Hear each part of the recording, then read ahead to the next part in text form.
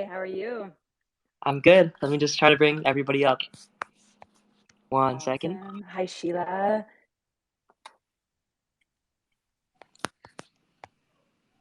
Is Sheila up? I invited her to speak. Hey, Margaret, what's up? Hey, Jordan, what's up?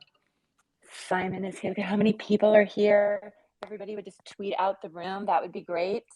Just in the nick of time, got a party bid link started, so that's exciting. Hey guys, Nikki's here. Aliah's here. If we can bring her up on stage, that would be awesome. Aliah! And Gabriel's here also, the actor, the lead actor. And obviously Yay. Sheila's here, the co-host. Wow. Hey, I'm so happy. Hi, Andrew. It's good Hi, to be Andrew. here. Trish. Hey, how's it going? Let me give you guys co-host. I sent out invites to everybody. I'm really, really excited to be here. So excited. There we go. Leah, I'm going to get you up in just a sec here. Is it good that I wore my party pants for this event? I told you to wear your party pants. Aliah, I just sent you an invite, and so I think you have to accept. Gosh, I forget what it looks like. I know Spaces is kind of weird when you're new to Spaces. It's weird when you're not new to Spaces. Yay, she's here. Is Gabriel here? Yay. Hello. Hi, Gabriel. Hey, Gabriel. And Izzy will be here in a little bit. She's only got an hour to spend with us, but she'll be here in a little bit. So it'd be awesome. Hi, everybody. Hi. Hello. I'm so excited to hear the entire cast will be here. This is exciting. Me too. Food Mask leaked a little bit early, which was super cool and exciting. Do you know I'm off for like a good 1 hour before leak? So funny. He didn't really leak. I don't think it was, we were leaking, actually. The team was leaking. I wasn't leaking. I don't leak. And Margaret and I leaked. I told Margaret to leak. Out of context, this conversation is very weird. It's weird. And Andrew's letting it go on. So I just imagine somebody dropping into the space at that particular moment. I'm not leaking. You're leaking. I'm not leaking. Anyway, I had to bring some levity into the space. Oh my God, you were hilarious. Hey, listen, before we get started, and so Andrew, I don't know how you run rooms, but it would be really wonderful. Maybe Trish, since you're so good at this, there are pinning tweets up above. So, yes. And now we have a Zora link. We have the actual live link. And should I tell people like why I'm already freaking out? Tell people why you're freaking out. Now you have to. Seriously. No, seriously. So Food Match U and then Brittany like started blowing it up the link before, and we already have one bid. What? Oh my God! Right. No, I'm That's not the kidding best you. feeling ever. Before the room started. It's incredible. It's incredible. Andrew, we can only go up from here, right? I love everybody's energy right now. I mean, just to give some context, I think it's really cool. It says, I'm looking through the audience. I see a lot of my friends here. So how I got interested in this and really wanted to co-host with Sheila and Trish today was that, Margaret and I have been talking for a long time. Margaret, who's lorepunk up there, she really helped me get my start in the NFT space. I wrote an article about her, and that was really my first formal thing I did that felt like a contribution to the space and really got me excited. Now, a few weeks ago, she messages me like, hey, if you have time, check this thing out. It's called Red Flags. It's a women-run project. There's a black lead actress. There's an amazing musical score directed by this acclaimed director and scored by this incredible singer. I'm like, oh my gosh, like so much stuff is going on. And I'm like, all right, like I will try my best to check back in on this because this is really, really awesome. And because it's from Margaret, I'll try to take a look, even though I'd been really slammed at the time and I was kind of burned out, and I'm only recently getting out of that. I would say about a week or so ago, I'm kind of just lying in bed, not doing anything, and I see the space going on, and it has like red flags in the name, and I'm like, okay, like I think this is what Margaret was talking to me about.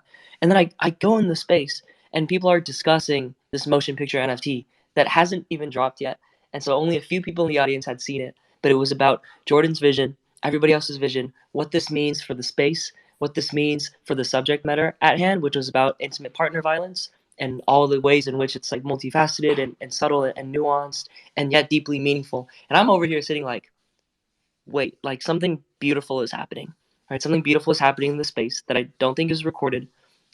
People are giving Jordan her flowers, obviously, but discussing something that you don't hear talked a lot about in NFTs.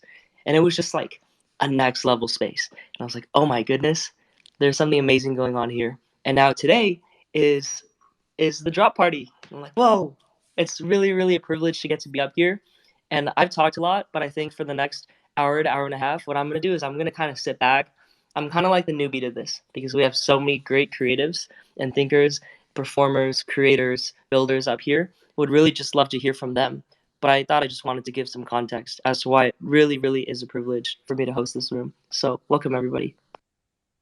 That was so beautiful, Andrew. And if it's okay with Jordan and Trish and Margaret, I'd love to just add to that, but mine's going to be very fast in terms of why I feel honored to be here. In addition to what Andrew just eloquently said, most of you that do know me and those that don't, I'm a huge advocate of mental health and arts and healing. It is the reason I'm in the metaverse and part of the reason I am passionate about the NFT space, because I do believe we have an opportunity to change the narrative around all of it. And what I love about this historic NFT, specifically the not only the story of what it is evoking in us is it truly is the embodiment of everything that I think arts and healing stands for. There's storytelling, there's music, there's poetry, there's movement, there's performance, there's visual expression. And then underscoring all of it is a very challenging and heavy topic and conversation that we don't have enough. And what I love about all of it is that we're able to have that conversation in the framework of artistic expression and creativity. So that's the reason I'm here. It's the reason I'm excited. I'm super jazzed that we already have a bid. And my hope is that after this room ends or the space ends, there's going to be more and more bids as people see this incredible film. So I'm honored to be here. Sheila, we have 2 bids. What? Oh my God. Well, on that note, I'm going to just let you talk, Jordan. You start talk. I feel like let's start talking about the film because I know that the momentum is going to continue to build. Let's go. Sorry, if I could jump in for 1 second, since I'm sure there's some new people here. Can we post the film or the link to the film up on Spaces? So while we're talking about it, people I'm pinning it can check it out. on it. Amazing. I thought we got Trish on that. I'm composing my tweet, so I'm putting one up for the Zora link, and then also the party bid, so everybody we can all sort of be a part of this and get in a bidding war with someone, all of us. Yeah, I don't know. Bidding wars are fun. Thank you for having me, Jordan. I want you to go. It looks like we have Izzy here too. Aliah, Gabriel, super exciting. So hello. Yeah, and, I'll let you speak. Yeah, speak to them and this project.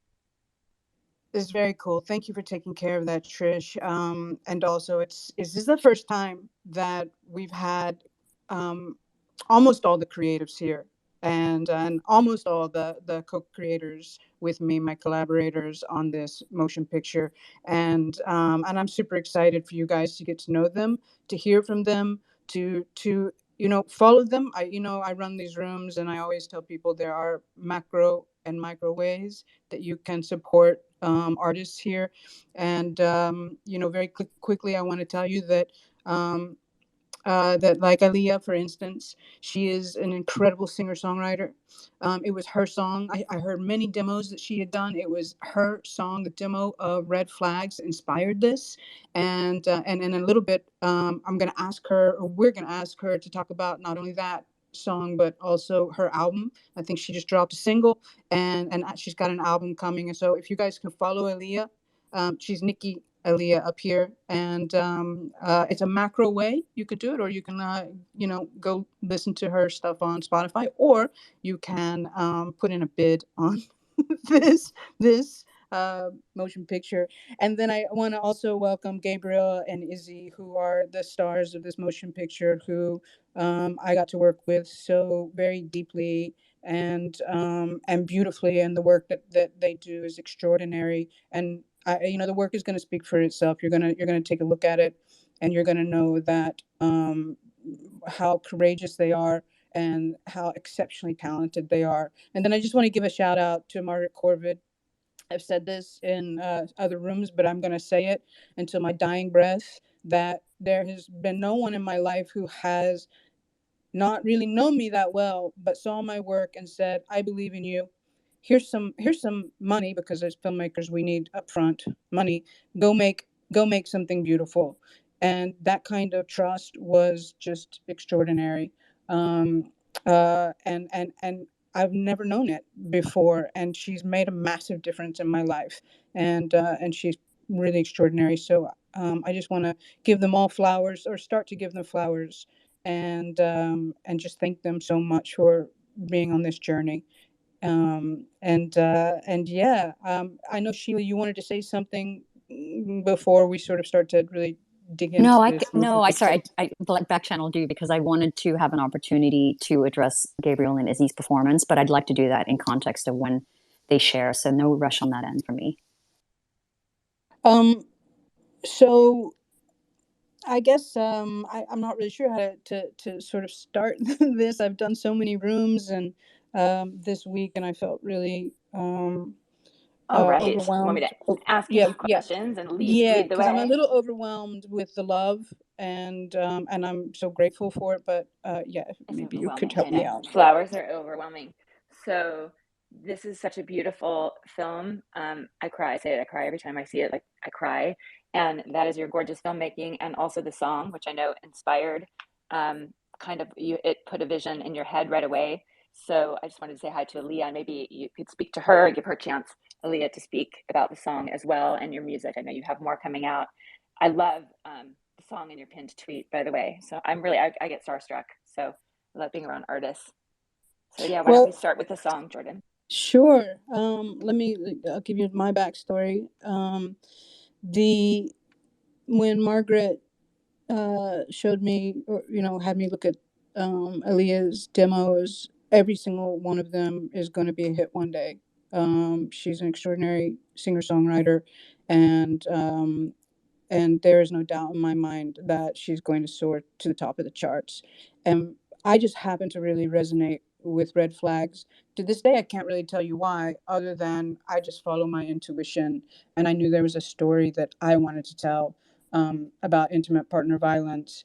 And I've always wanted to know, Aliah, what I mean, I've talked to people about what inspired me, but I've always wanted to know what inspired you to write this song, because it's so gorgeous.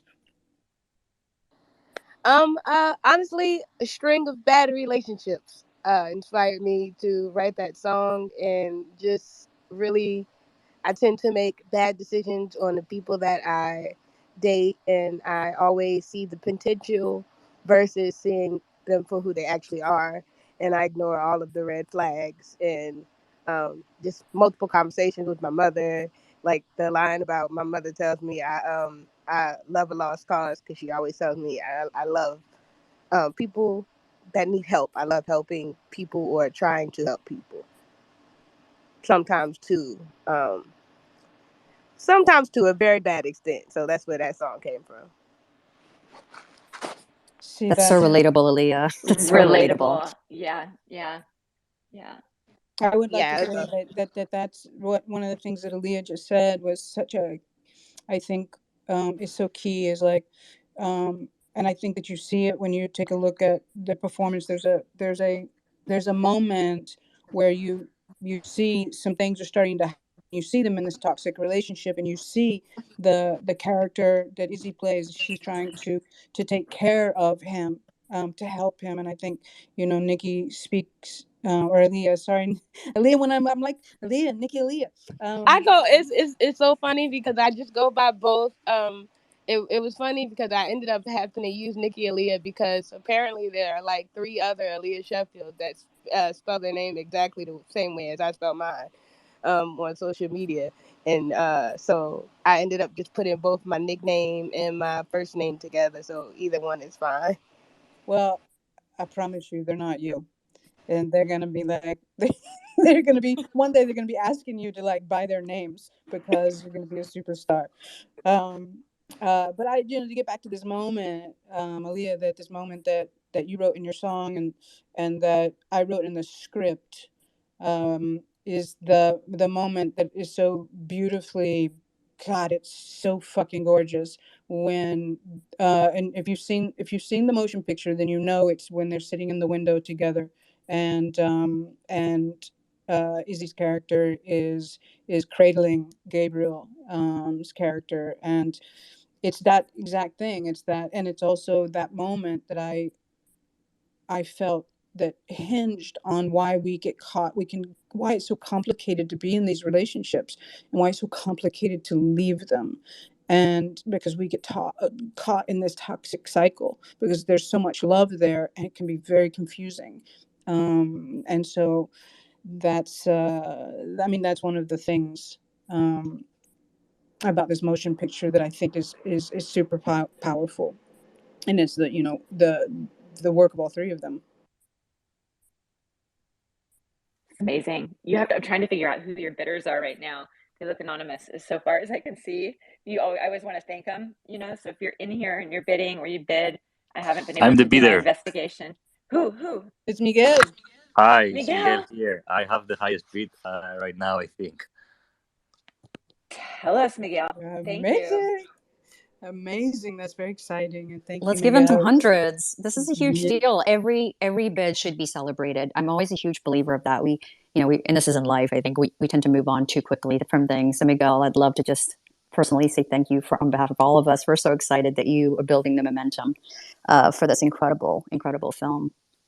It's my honor and my pleasure. I love the film, and I love Jordan, and it's amazing that I can contribute and collaborate. And I mean, I hope that I'm not gonna be the winning bid, just because I hope that this gets to say very high bids that outbid me. So because I believe so much in the film, but I mean, on the other hand, I wish that I could own it, right? And if the party bid comes along, that would be amazing, because I really believe that it would be so beautiful for this to be owned by the community. So that would be a very beautiful way to be outbid as well. That's such a gracious answer, right, Trish? Yeah, I love that. But I think this piece, I think anybody bidding on this piece, right, is going to say something like that. I feel like super sensitive, and I'm super grateful and happy. What a great way to start off the room. Jordan, how do you feel? I feel like that there's something so. I mean, you guys know that I've split my life between Brooklyn and Madrid, and that I'm, there's, if you even look at my bio, it's like I'm, trying to be a bridge between U.S. and Spanish work. So the fact that Miguel is from España, por favor, venga, Miguel. That's great.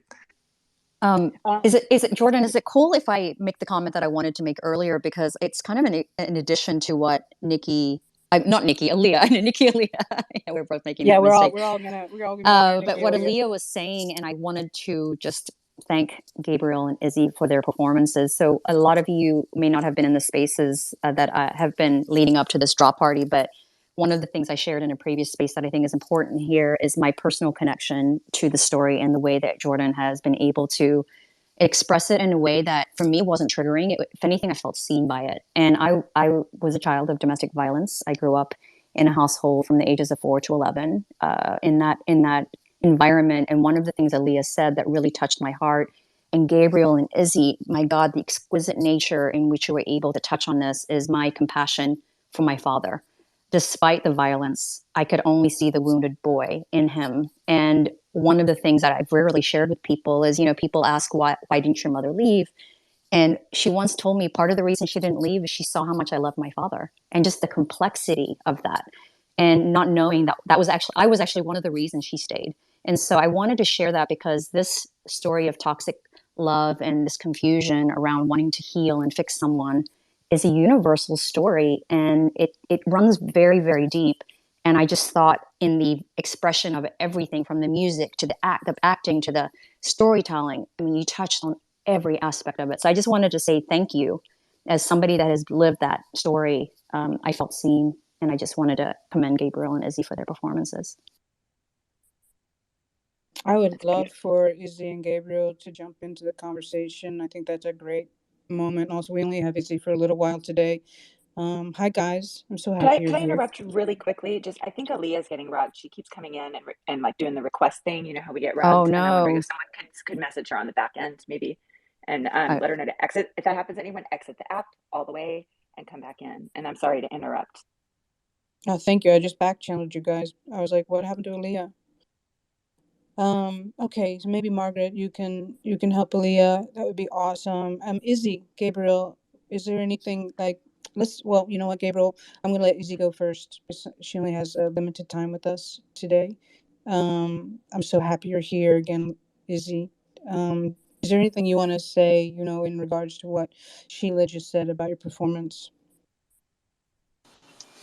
Thank you, Sheila, for sharing your story. I think that's, as an actor, amazing to hear that someone is seen. I think that's the whole purpose of creating art. I think that's really amazing that we were able to give that to you.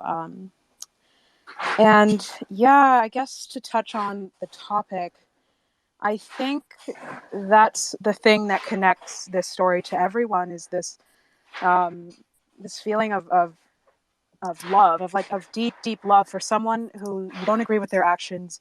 They're hurting you emotionally or physically, and it's okay to still love them. I think that's something that it's hard, even with like the conversations we're having these days about, you know, how the verbiage around abuse has become a lot more advanced and has become sort of at everyone's fingertips. But that doesn't, just because you have the words and just because you have the signs doesn't mean you stop loving that person even if you leave. I found in my research, just what a lot of women have described, was that they didn't see themselves as being abused, that word didn't even occur to them until after the fact, which I found to be the most telling thing of when you're in something and you don't recognize it for what it is. Anyways. Yes, I think that I've said in the rooms, and I think I said to you guys, that I haven't myself experienced intimate partner violence, but I do know what it's like to be unable to let go of someone that I loved and who was not able to love me in the way that I needed to be loved. And so that, for me, that informed a lot of the script story, and where especially I was taking Izzy's character, and that in that moment of realizing that it doesn't matter how much that you love someone, if they can't love you the way that you need to be loved, then you need to love yourself more, and you need to find the courage to walk away. And that's you know, that was, as a storyteller, as the filmmaker, that was a very important, it was very important for me, to make sure that this was a story about someone who was able to transform themselves and break that cycle. And so I do think that on that level, while I've not personally had, you know, that lived experience of intimate partner violence, I do have, and I think a lot of people have had, you know, the lived experience of maybe being caught in something that just wasn't good for them. Gabriel, what are you feeling right now? Gratitude and compassion, and I love what was said. And I think what I will add to this is the amount a person can love you is directly correlated to the amount that you truly love yourself. You know, what someone else can't give you what you can't give yourself. And I think this film is super important because sometimes I think the most loving thing you could do for someone is to leave them and give them that experience or an opportunity. And also for yourself. My character is deeply wounded, and at his core, I think he does not believe he's deserving of love. And you layer that with masks of protection and anger and stuff that most toxic masculinity does, which is at the root of just being a wounded little boy. I'm telling you, I've got chills, Gabriel. I know. Just chills.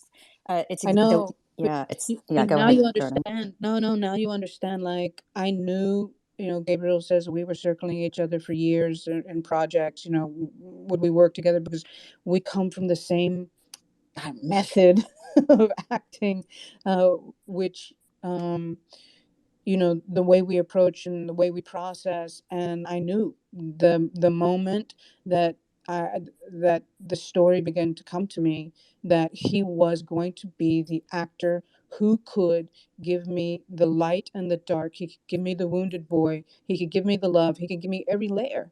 And well, you see it, and then you just can hear it. You can hear it, how profoundly he understands the work.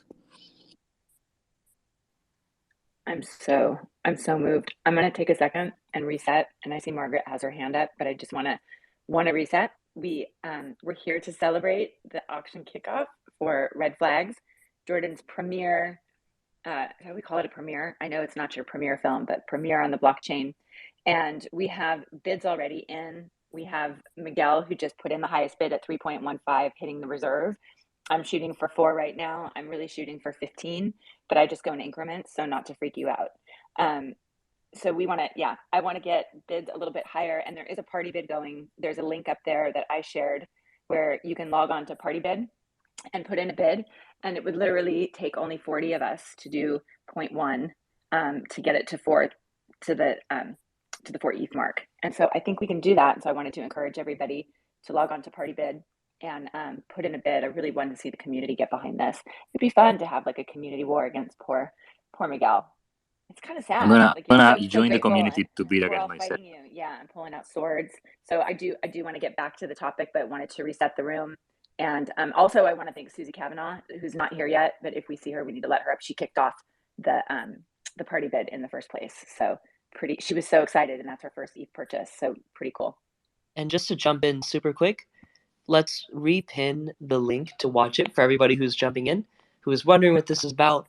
You know, why everybody up here speaking so eloquently and passionately about something that truly, truly was a labor of love.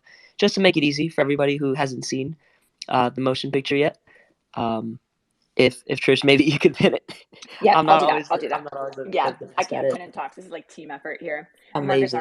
Margaret's arm. Yeah, you got it. Hey, Andrew, I got a question. Because at some point, I think you can help me with this. I made a POAP for this room, and there's a little secret word for it. Oh, you had it all set up? Dude, yeah, it's That's ready amazing. to roll. Believe me, I had no idea what I was doing, but I did it, and now I can help anybody. I see that Margaret has her hand up, but after we speak with Margaret, can maybe we, kind of tell people about how they can get the POAP? Absolutely. Well, first I can make up a reason. In order to get the POAP, you have to watch the film. There you go. But you should. I love it. Yeah, let's jump to Margaret. What's up? And thank you for that, Jordan. For real.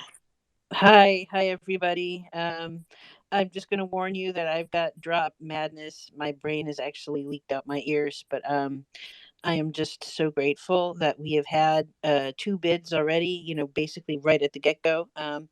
And, the first thing I want to do is just give Aliah her flowers because, I've had such a really, really, really hard time over the last several years. And when I heard Aliah's viral song, Earth is Ghetto, I was like, this woman is good. Like the way that she constructs songs is just fire.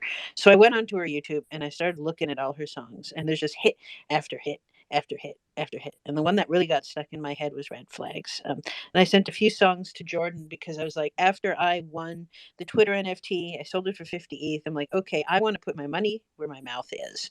I want to uplift artists who are on the margins, who are struggling with precarity, and it's so hard when you're a creator to have a precarity, economic precarity. You don't know what your future is going to look like. And so it's like, I want to produce this film. I want to produce an NFT film about this important issue. And then Jordan, picked this song and made this beautiful film with Aliah's gorgeous, gorgeous music.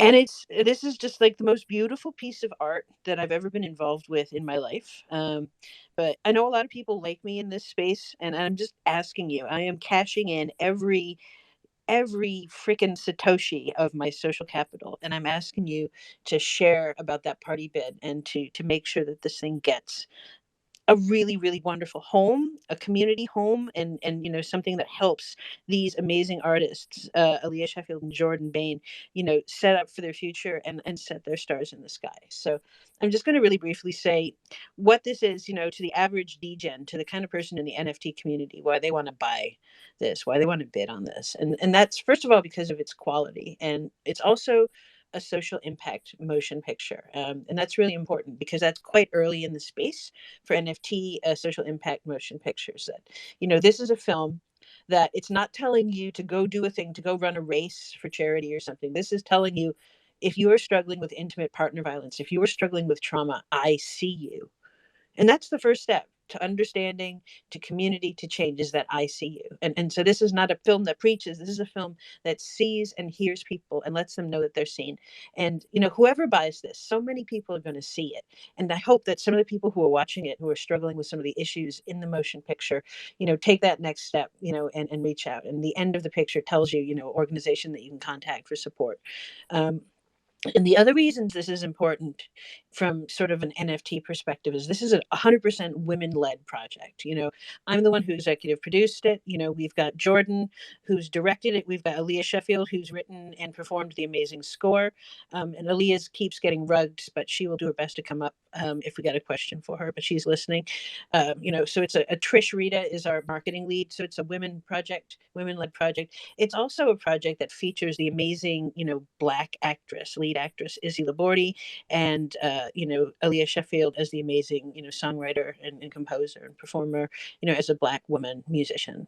So all of these things are here. All of these kind of rarities are here for people who want to use an NFT as an investment, who want to sort of take that step. And it's also just the most beautiful piece of art. So, what happens to me is important, but for the love of everything that I've done, for all the love I've given everyone in this community, I want them to pass that love on to Aliah and Jordan and make sure that this piece gets shared, gets bid on, gets the party bid. And so that's basically all I have to say. And I know that Izzy has to leave because she's actually taking a break from work. So I don't want to say anything more. And I really would love to hear from Izzy before she's got to step back to work as well. So thank you. Oh, thank you, Margaret. I'm just going to jump in for a moment. And I would say that, Andrew, I think that this might be the moment for at least for the first time I mention a POAP, and then Let's we'll get go. going. So It's for POAP those, time. yeah, it's POAP time. For those of you who don't know what a POAP is, it's like a little event thing, like a proof of participation or something like that. So I designed it you'll see it. It's like a little DVD, and it has one of the stills from the film on the front of it. And the way you can get this POAP is by going to poap.xyz on your phone. So if you have an iOS, then do a /iOS. If you have an Android, do that. And then you have to use the only way you can claim it. So you'll go there. There'll be a little mint thing down at the bottom. It'll say mint. And then you have to put in the secret word, which is cinema, all lowercase, NFT, all uppercase, one word, cinema lowercase, NFT uppercase, all one word. That's the secret password to be able to mint your POAP, to be a part of what we feel like is really a historic moment in the filmmaking world of NFTs. And so, I think it's supposedly that simple. Landy, I see your hands up. It must be late in London. It's so late. That's why I've got my hand up. I've really got to go to bed, and I feel so excited. I've got that feeling like, when there's an election and you just think, oh God, don't turn the TV off. I need to see what happens. I feel so excited for you, Jordan, and just having been alongside you weekly with the Filmmakers Club squad room and in some of those early Elevating Women rooms. I can just say that you've put so much into this community and given so much of your heart and soul, and I've just known your friendship and your excitement right from the start, and I just my heart is so full to see you've been able to lay down your talents in such a powerful and beautiful way, and see everybody rallying around and seeing your absolute talents. And so I just wanted to say that I just wish you all the best, and I wish the bidding all the best. And I just what a magical moment. So just love here from London. Well, thank you, Landy. If anyone doesn't know, Landy's one of the OGs from the NFT filmmaking squad, and I see Elle's here too, and I know Sophie and Corinne are probably in bed because they're they're over also in London and in France. But it means a lot, Landy, to have you here, and just your friendship and all. You know, we've talked about this every week. Every week we talked about how are we gonna get filmmakers on the blockchain. How are we gonna trailblaze this ecosystem? And we've just been doing it. We just keep showing up. So thank you so much, Sheila. Yeah, I I see wanted to you. ask Izzy a question before she leaves, and Gabriel, because I know she's got a limited amount of time. But Yeah. this is where my noviceness is a good thing, because I'm just geeking out on the performances. I'm always curious about how actors develop this chemistry without really knowing each other. And Izzy and Gabriel, I'm curious about the process. How did you embody the characters? How did you create that chemistry? Because it's so potent. And just the ability to balance that duality of darkness and light, because it was not only in the story but in your performances.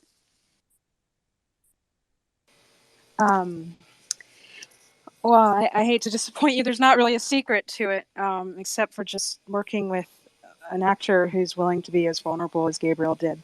When you put two people together and they've both come with a creative preparation, and the next step from there is just to be open, because you can't fake anything like that. That's probably the one thing that's just sort of the magic of the moment. And just working with someone like Gabriel, who's so willing to be present and to be vulnerable and to expose a side of him to me in these scenes that were just beautiful. And then from there, all I have to do is react and be with him. But it's kind of there's no way to make it happen. It just kind of does. Can I ask you one more question in that regard? The scene when you're walking away and the camera is looking at your face. Can I just ask, because this is the geek in me that wants to know, how do you convey what you're conveying? Was there a thought that you were going through? That's the pivotal part of the film for me, is that you walked away, and what Gabriel was so such a powerful statement about self-love. And sometimes the best thing we can do is leave someone, right, and to show them that. I love what you said, Gabriel. So Izzy, what were you, that scene in particular when you're walking away, what was going through your head, and what were you expressing in that scene?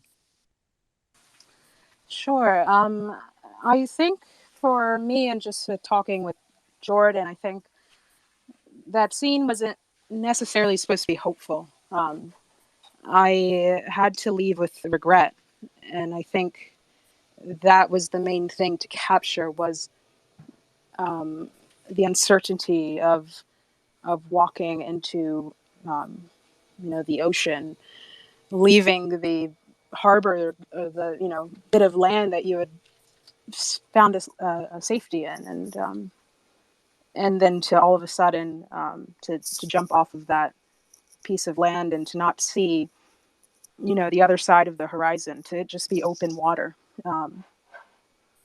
I think there's it's not like my character just put on her leather jacket and her luggage and walked out and said, today, tomorrow will be a new day. It's actually written with doubt, those moments. That's so Yes. powerful.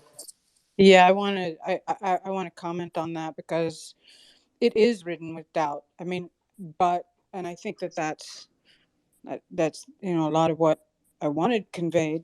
There is uncertainty, and I also think that when you get actors like Izzy and Gabriel, and I've said this many times, if you're a good director, you get out of the way of their talent. I asked them, because I'm not a big believer in rehearsal in film.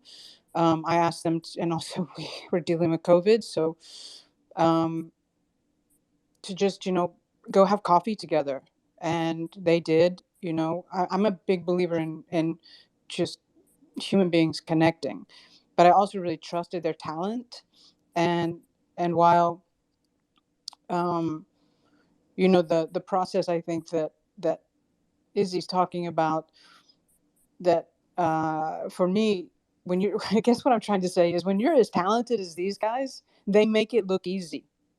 But the work that they did is I am an actor. I taught acting all over the world, and it's not easy to do what they do. They willingly gave themselves over. They willingly allowed us to see inside of them. They gave their heart, and they revealed to us their souls. I mean, it was not easy work, but as Gabriel said earlier, when you know that you're serving something greater than yourself, it's joyful work. And my God, what fucking joy for me to work with them. Beautiful. I see Miguel has his hand up. I'm getting everybody to Yeah. gang up on you. Hi, just 1 second, because I need to go to sleep because it's 2 a.m. here in Spain. But I just wanted to say bye, and I just wanted, to rally everyone to go into the party beat and beat against me, because it would be great if the community owned this piece. And I actually also contributed to the party beat because I really believe in that community rallying as well. And I just wanted to tell the room that I was doing some digging, and the first beat that the piece had of 3 ETH was by Claire Silver, who is an amazing artist in the space. And I am such a fan of her work. And I find it so on point and incredible that she discovered this film and beat on it as well, because, she's a beautiful artist, and Jordan is also an amazing artist, and the film is beautiful. So it all makes sense to me. So yeah, join Claire Silver and myself as bidders in this, either single-handedly or in the party beat community bid. And best of luck, Jordan, and keep rocking it. And thank you, everyone. Good night. Good night, and Oh, thank you. Thank Thank you for you. telling that. I couldn't identify, I couldn't see from the wallet. I'm so grateful that you shared that, so I can thank her I and tweet it actually have out. a message from Claire. She wanted to be in the room tonight, but she had another obligation that she couldn't get out of. So she asked me to say something from her, if that's okay. yes, please. I Yeah. also am gonna. You just reminded me to drop a little quote of something that she said earlier. So yeah, go, Margaret, go. Yeah. So Claire said, please tell everyone that it's a hard watch, but I think art moves hearts when it's challenging.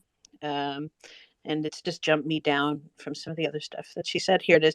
And that the quality of and bravery of everyone involved is so apparent, and that I support them with my whole heart. I'm sorry I can't be there to talk about it. Absolute best wishes to everyone who worked on this incredible genre pushing project. So those are what we have from Claire Silver, who's been an incredible support to me, an incredible inspiration. I've learned so much from watching her move and work in space, and from her beautiful art. So, hopefully if you catch us on recording, Claire, thank you so much. I love you. I believe in you. And thank you for getting the ball rolling on the bidding in this piece. That's amazing. So That's so amazing. amazing. So amazing. She wrote something else this week, and I just posted it as one of like the quotes. And I'm just gonna say it. She says, "Gorgeous, raising the bar for film and for art in the space." I was pretty blown away by that quote. Anyway, let's talk about So these. Let's talk about exciting. these. Thank you, I know. Miguel. Muchas gracias. Thank you, Miguel. Amazing. Sweet dreams. Sweet dreams. Thanks for Bye bye, Jen. it all, GM.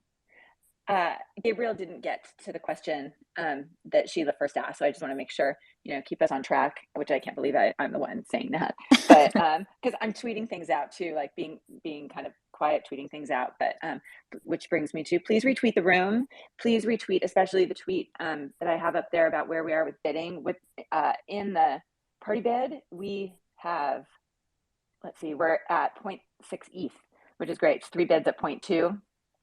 And really, we just need 32, not even that many, 30, 25. Don't make me do the math right now, but not very much at 0.1 or 0.2, just to have your wallet address stamped on this important piece, which I think is beautiful.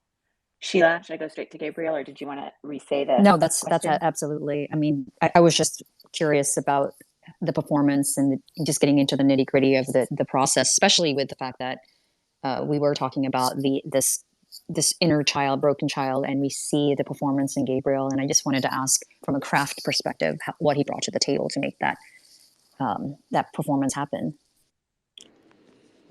Thank you for that question. But before I do that, I want to say, Izzy, it was amazing playing ball with you, because as an actor, you could throw the ball and not always does it get caught and thrown back to you. So I share my sentiments, and it was beyond a pleasure playing with you, because what we do is play. But to answer your question, the technique, the craft that Jordan and I use is sensory work, mainly heard around the world as the method, which is actually a method of tools just to put the actor in their truth. I plug from my own life. Now, acting is not therapy. Acting could be therapeutic, but it's not therapy. And I am a huge, huge advocate of therapy. I had a mentor of mine, acting mentor, say to me that if I wanted to master my craft as an actor, I need to master myself first.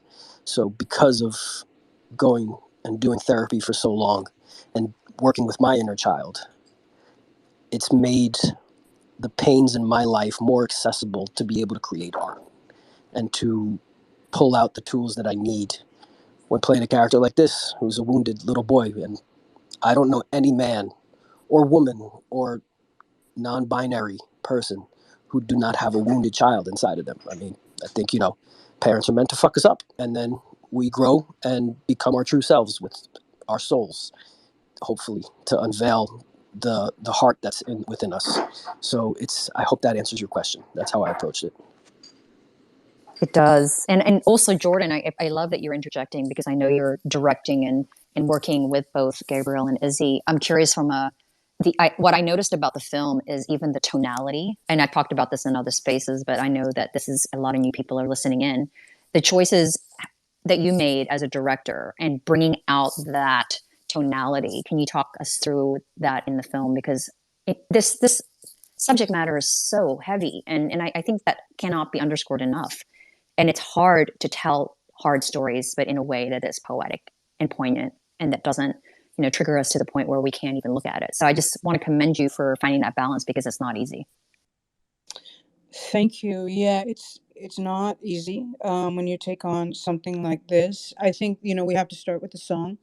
And I'm super grateful that Aliah allowed me to use the demo recording that she did, the original demo recording that moved me so much, because there's a rawness and a vulnerability there that that I've said, and I'm just going to repeat myself, is very hard to express, but you recognize it.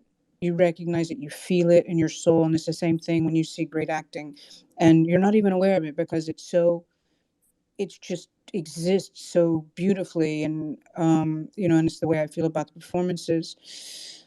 The process for me is, I'm gonna try to put this in context. As a woman, we don't get as many opportunities as our male colleagues, and we have not. I mean, it's just what it is.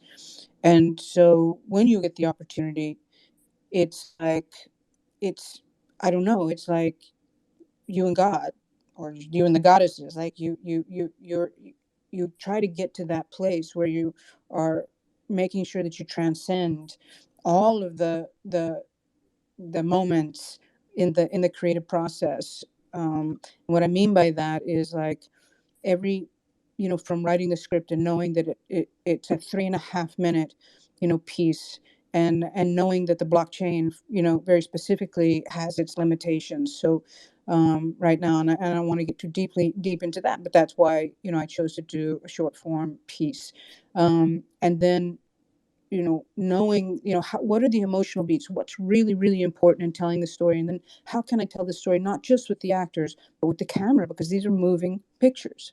And so by then really, with Jared Roybal, who's my cinematographer, he's just such uh, an incredible person for me to work with, because he understands that the director's vision is what you're serving. And he also is like myself, that what we are serving is the story. And so that's the ultimate thing. So, I told him the look I wanted, and, his job, is to interpret that and to find my vision. And for me, we baked in a look. We didn't wait to do it in color correct. We really went old school on it and used the ideas of of light and shadow and half light, because and for those of you who have not heard me talk about this, it's a beautiful thing to be able to use light, and to know that the emotional value that it brings and the emotional experience that it brings. And so this couple is half in the light, and you see that they're in love, so they're half in the light, but then they're half in the shadow. And so you see that being played out in, as well as we could do it on a shoestring budget. And I think we did a pretty fucking phenomenal job, as a team, making that happen. And then, how does the camera move? I chose to go at 120 frames per second because I really, really, really wanted to watch this moment of what I call it, the moment of courage. It's what the film, it's the bedrock of the film. It's the moment that you watch. And as Izzy said, you can't fake it. And let me tell you, you really cannot fake it in 120 frames per second. And just to let you know that normally you watch a film in 24 to 25 frames per second. So this means that I really sped up the film, and then I brought it down into super slow motion so that you could be intimately involved with them and what they were going through. And then, it is a delicate balance. I keep saying, I realize that it could be triggering for some people, but I think that what I saw in Big Little Lies was far more triggering than this film. And I guess, to get back to the process, is there are a lot of different things. And every every single person that has their heart and soul, and that means the PAs, that means the grips, that means the gaffers, it's all the people that you never hear about, that that Netflix doesn't let you watch the credits anymore, and that scroll, they're all in those frames, and they're all telling the stories, and they're all a part of the process, because they knew exactly what story that we were trying to tell, and so their love and respect for it is also part of the process. I think I'm getting a little circular, Sheila, but I think that answers your question. It did, absolutely. I appreciate it. It's important. I feel it's important to talk about the details. As many of you know, I sketch daily, and I do it to express my emotions. And it's often the indiscriminate marks that we don't realize are telling so much. And what I find so poignant, and that was one of the questions I wanted to ask everyone on the stage, every single person.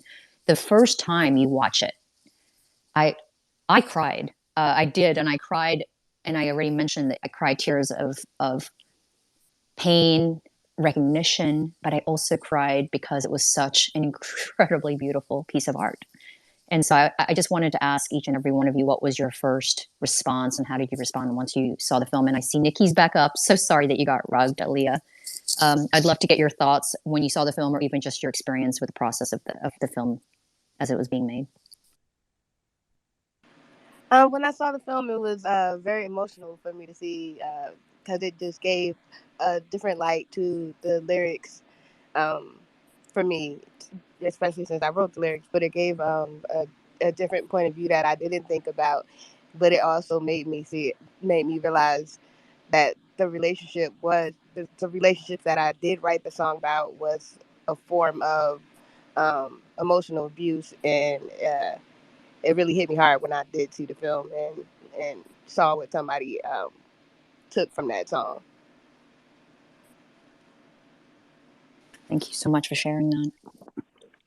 When I first saw it, I had to stop. I had to stop 10 seconds in because it was so intense. It made me cry.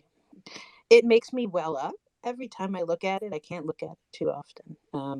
And, just thank you for Jordan explaining about the frames per second, because I think that is like part of, the holy crap, amazing performances, the song, but also that 125 frames per second. I think that turned up the emotional intensity of the film to 11. And I'd also kind of like to hear what Andrew thought when he first saw the film, because, it was amazing to share it with him. Yeah, absolutely. And I talked about this a little bit last time, but I think I had a kind of similar, at least physical response, where I kind of teared up, and I was like, whoa, wait a second. Why am I tearing up? Why is this going on? And I think part of it, I'm not like somebody who has a ton of experience with film, right? And all of the disciplines being expressed here. I'm kind of like, I kind of am on like the degen side, you could say. But here is this DGen watching this film, and I'm like, whoa, I feel tears welling up as well. I think part of it is that like it feels so real, right? And something can feel real without you necessarily having that personal experience with it. Maybe if that makes sense. I feel like so often I could have just said like, yeah, like, intimate partner violence is like an issue, but I don't I don't think I've been on the giving or receiving side of it. So yeah, moving on. But I think when you actually watch it, like so many of the emotions and there's this kind of duality in it, right? And when you see that duality, it starts to build this kind of the spectrum of emotions, and you're like, damn, like, this is a really really human thing, and it's not just depictions of abuse as much as it has those, right? It's about the kind of like imperfections of people and their complexities while still talking about the seriousness of this issue.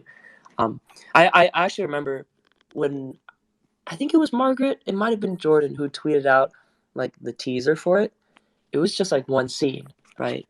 It was one scene of Izzy like looking out, and I was like, even that one scene is so powerful. I'm like, what the heck? Like this is kind of giving me goosebumps. And I guess what I'm trying to say too is, that there's this part of this that's art, that's multidisciplinary, that's more than a music video. That's really really cool to me.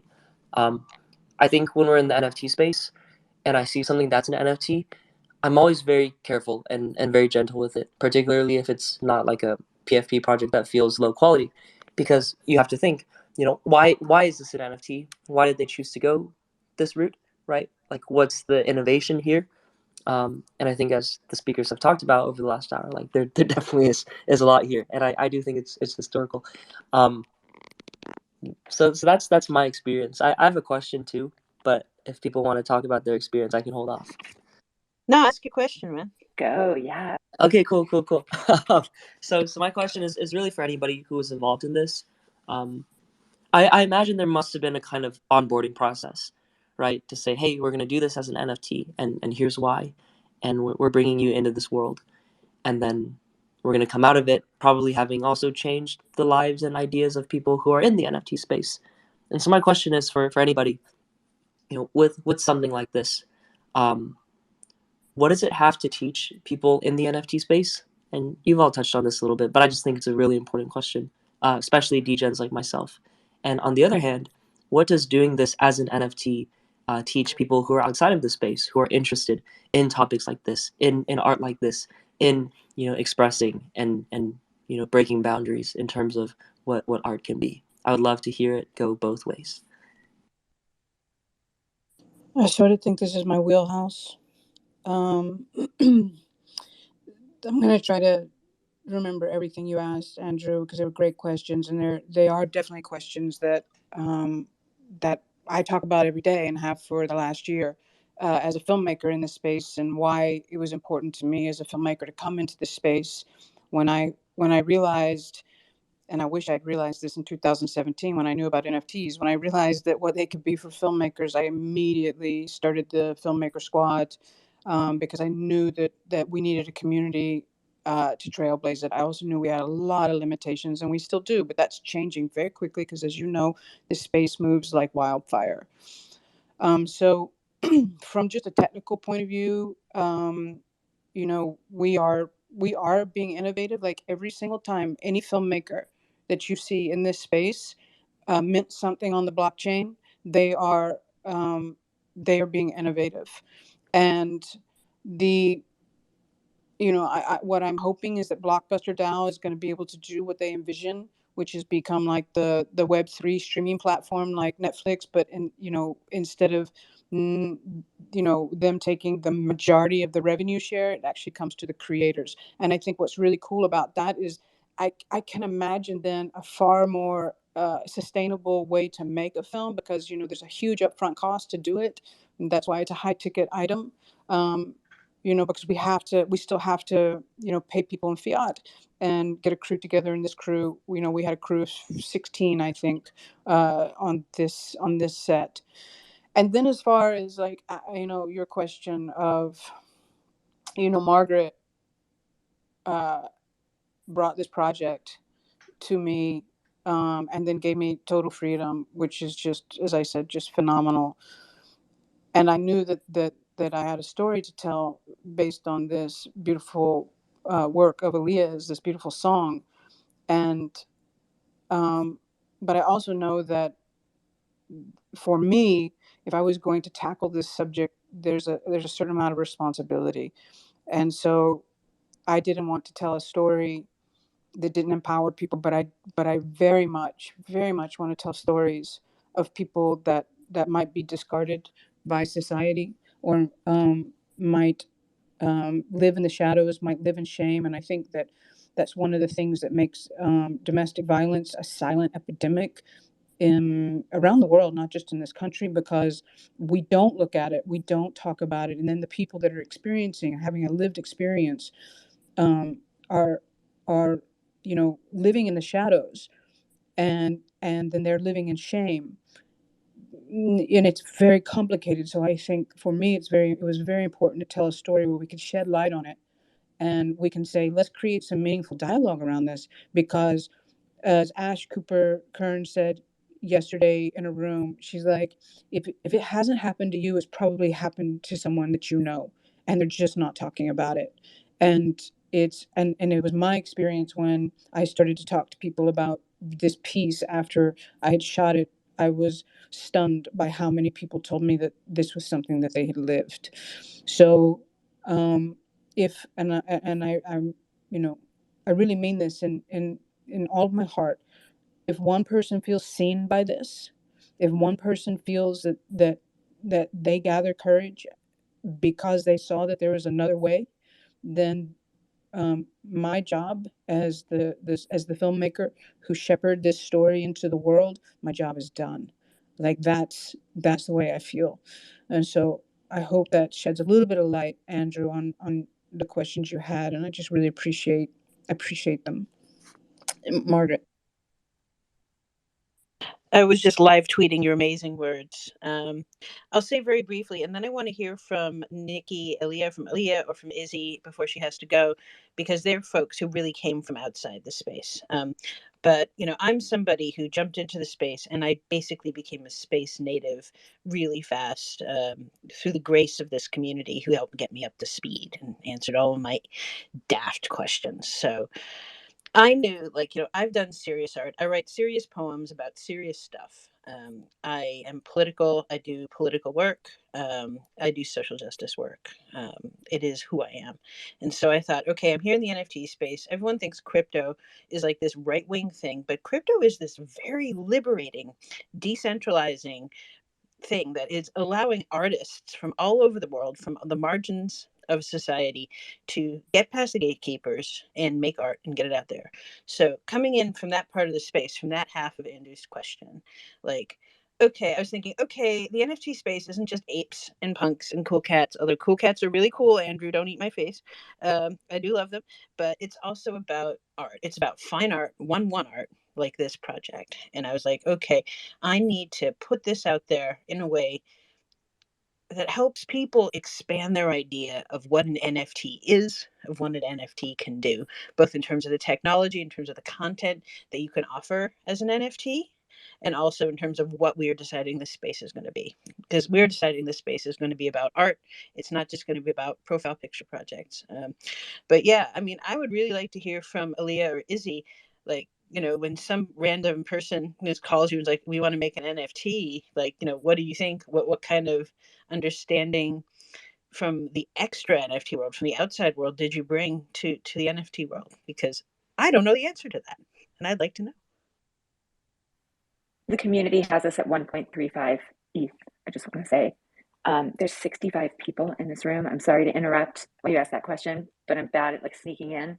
So just a good time to reset. There is a party bid link at the top. I'm declaring war now. Miguel can wake up tomorrow and have to decide how he's going to make his move, although he also is bidding against himself. So the party bid, 1.35 ETH. We could get this to 5 ETH easily with the 65 people that are in this room. I know not everybody has the ability to give, but some have the ability to give a little bit more for those people who can't. And I just want, if you haven't already, I'm just going to, I'm pulling this is like NPR. When NPR does the the count and the numbers, that's me today. I'm the person on NPR, but I want to see movies and art with social impact selling. And when it comes to pieces like film that are like of a higher like ETH bracket, sometimes we need to do it this way until we get more people into this space. And I'm so grateful for the bidders already, but now I kind of want more. So I'm super sorry, Margaret, to derail your question, but that's where I'm at right now. Just wanted to share, and it's linked at the top. Let's go. I'm I'm gonna throw it to Izzy first because I know she only has a couple minutes, and then and I'd love to hear Leah's thoughts as well. Izzy, do you even remember the question now that Trish has like shielded us? Sorry. Yeah, I think I do. I'll get a go at it. Well, I mean, I guess my knowledge of NFTs were almost nothing.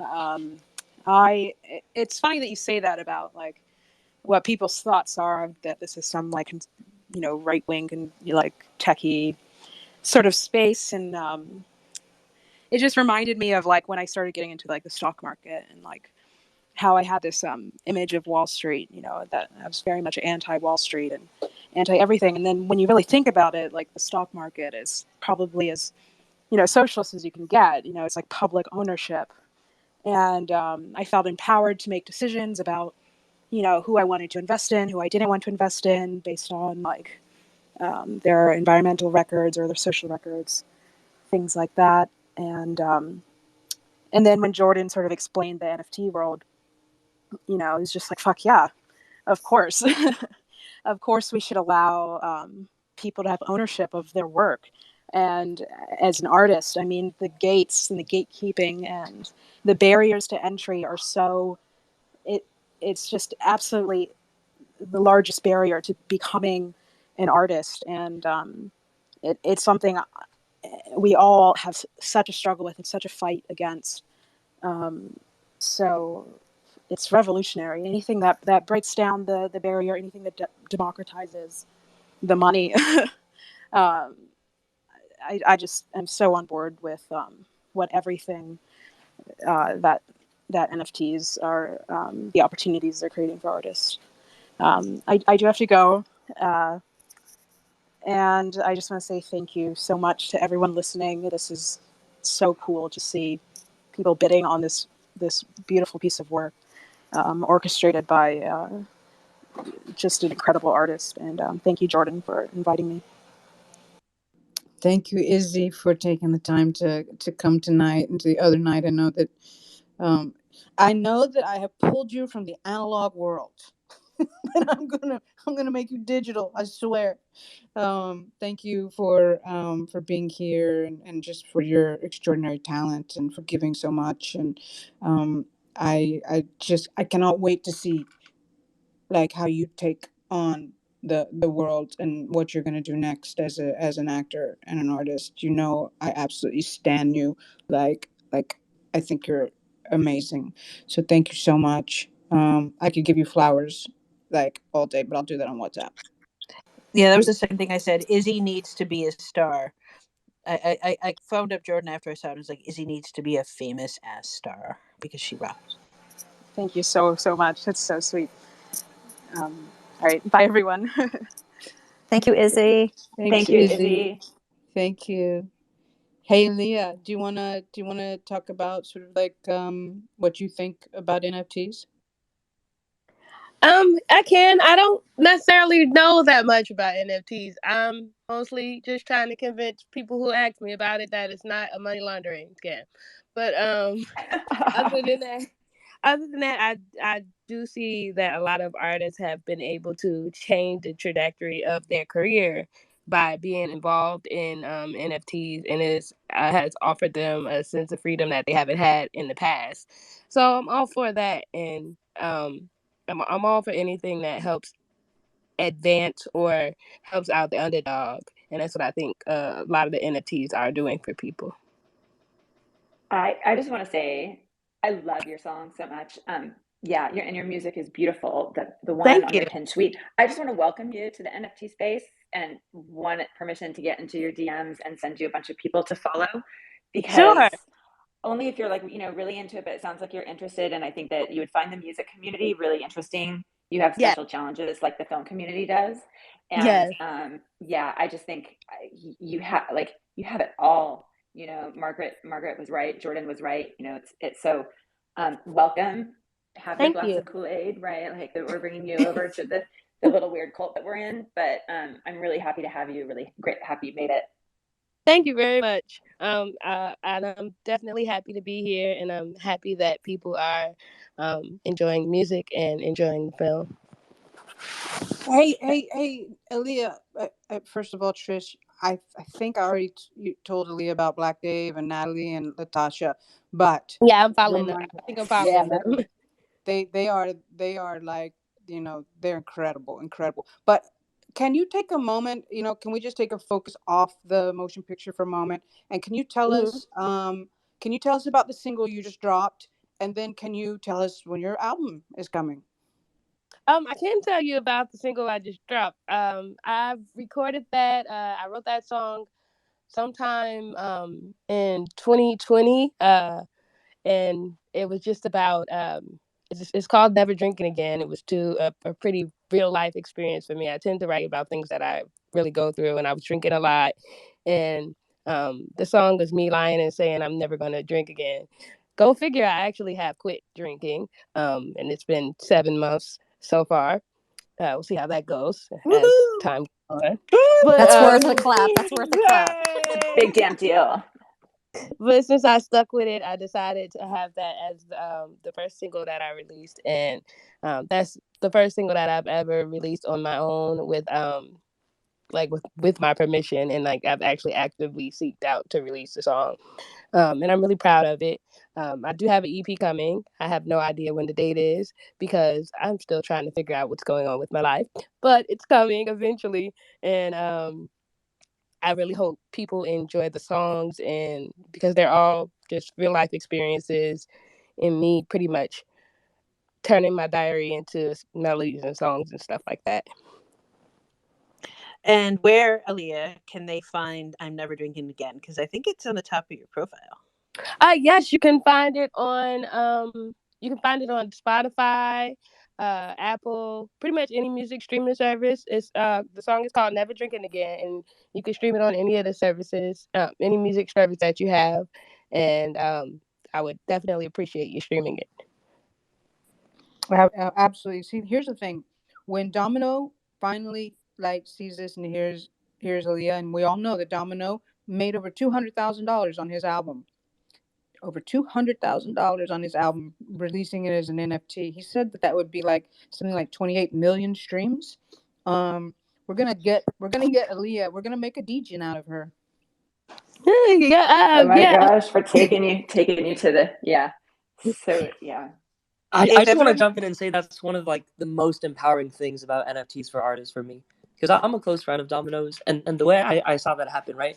Like if you look at his Spotify, he gets like he's an amazing multidisciplinary artist, and he's totally underrated on Spotify, right? He gets like 5,000 streams per song, and I'm like bumping it every day because I have the NFTs of his album. And I guess what I just wanted to say is what's cool about this project, and when NFTs are done like this, or they're one of ones, you don't actually need to sell as many copies as possible or even necessarily go viral in the way that we're used to, right? Like, hey, if I put something out, I have to make sure like the TikTok algo picks up on it, things like that. In the NFT space, what's really cool is like it's all about building a community of people who are very, very passionate. And that amount of passion and love for something comes before scale.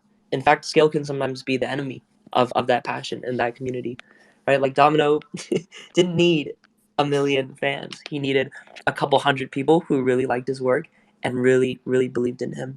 And Aliah, like when I went to watch like the videos you had on YouTube before the space, and I'm like, you have so many views on that too. But I think entering this space too and just like finding your people here, it's such an Yeah. empowering feeling because they'll always stick up for you. They will show your stuff. They will talk about it with other people. They will ask you how you're doing. They'll ask you, you know, like what do you need? What do you need to create more art? And it's really fun. Sorry, I'm I just had to definitely jump in. It's such a like world changing like realization in the space for a lot of people.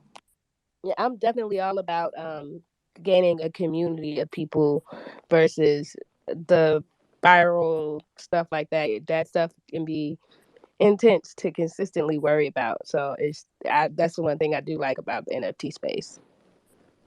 And I just want to say to you, Andrew, I really appreciate that. One of the things that's wonderful about you is that you're a teacher, and you've just dropped some really good knowledge here. I've posted Never Drinking Again. I've pinned it to the top of this space. Listen to my new single Untitled. It's the first tweet in the space. And Andrew, I'm also going to put you on the spot. And, you were talking about being close friends with Domino. And I think, if Aliah is up for it, maybe you could connect Aliah and Domino and see sort of what kind of wisdom and art that they could share. Because I think that would be a meeting of the minds, a meeting of the musicians. That would be incredibly powerful. So what do you think, Andrew? Let's do it. I mean, this whole space is about collaboration too, which is what's so fun. And I feel like part of the reason I'm in this space too is like I said, I don't have a lot of experience with, say, filmmaking, singing, right? The idea of, putting this story together. I do have some experience in storytelling. So I'm like, okay, I'm seeing this being done in a new medium. How are people doing this in the NFT space? How are they raising money? How are they talking to collectors or would-be collectors? What's the vision for the future? So it's always really, really fun. Like, collaboration is so ripe in this space. And at least I would like to think that so many of us are really good actors who are just looking out for each other. Yeah, so I'm going to encourage you, Aliah, to send Andrew a DM here on Twitter. He is so generous with his time, his network, and his connections. And I'm just going to give you your flowers for a minute, Andrew. You used the word storyteller, and I've got a bit of a sort of a news brief for you. A storyteller is an artist, which makes you an artist. And you are an amazing storyteller. And the stories that you tell in this space, whether it's journalism, whether it's hosting a Twitter space, whether it's tweets, whether it's just like talking about the history of projects, the art of projects, you bring this space to life. So you get some flowers too, and just thank you for all your support for this project. And I really hope that you can connect Aliah with Domino, and so many more beautiful things are going to come out of Red Flags. I also have like a news brief as well, that somebody on my Twitter was like, I can make a paltry donation of 0.1 to the party bid. A gentleman named I Rock Utah. And so shout out That's to I Rock Prajeet. Utah. That's Prajeet, not a the paltry amazing. donation. If we get enough of those, then we can set these stars in the sky. We can set Jordan Bayne and Nikki Aliah in the sky. So if you got half, 0.02, 0.1 of an ETH, yeah. 0.1, 0.01, jump it in. Just yeet that into that party bid because it adds up. Can I jump in real quick here? Ashira! Hey, Shira. Oh my God. Shira has Oh been my God. supporting this project for a while too. Hi, Shira. Hi. Okay, first of all, this project is such an incredible joy to support. It just seeing Jordan, I don't know how to describe my deep well of gratitude for you and all of the spaces for like hours and hours and hours and days that you hosted in Clubhouse, like early on, and just the space that you were able to create for so many people along the way there, and how you sat there and listened to each one of them and each one of us, me included, and listened to us until we were done. Until we were done. There was no rush. There was no, you would yell at us if we apologized for taking up space. In the most sweet and powerful way.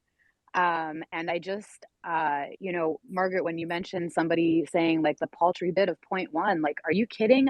I bid 0.1 with the party bid. It's the first time I'm using party bid. I'm so grateful to be able to put in that bid on this piece. Like, it didn't even occur to me that I would even have like an iota of a chance of an opportunity to even be able to put my name in the hat, because this film deserves so much. And all of you who have worked on it deserve so much. And I just don't have that kind of liquidity right now, but to be able to put a bid in and join our community in trying to own a piece of this is just such an incredible opportunity. And whoever started that bid, the party bid, like I really appreciate you so much, because Susie until that Kavanaugh moment, like down there. it really didn't Susie occur. Kavanaugh. Yeah, it really didn't occur Sorry. to me that I could participate in this in that way. So I really just want to say how incredibly proud I am of you, how incredibly proud I am to be your friend, to have had the opportunity to speak and share with you, and to have the opportunity to see what else you do in this space, and what else all of you do in this space. Like, Aliah and Gabriel, I don't know, I've heard a little bit of your plans, but like, welcome, welcome, welcome, welcome to this side of whatever it is we're here with. Like, I don't even know what to call this, but like, welcome. Margaret, I'm so, and Andrew, I'm so tickled that that Margaret was, Margaret, you are such an incredible person. I've known you for a few months, and I just, every time you open your mouth, I'm so happy to hear you speak. And yeah, I just want to say thank you, for this film and for opening this to all of us. And yeah, I'm done. Thank you. Love you. You are glory. Thank you. You are a builder. You are a fighter. You are a brilliant artist. Even if, God forbid, I lost all my freaking ETH tomorrow, all my NFTs, I would still have this community. I find myself incredibly blessed, incredibly wealthy to have it. Margaret, flowers. I know we're at the 5:30 mark, the hour and a half, and so I don't want to take too much of Andrew's time. Wanted to make an offer if you want to.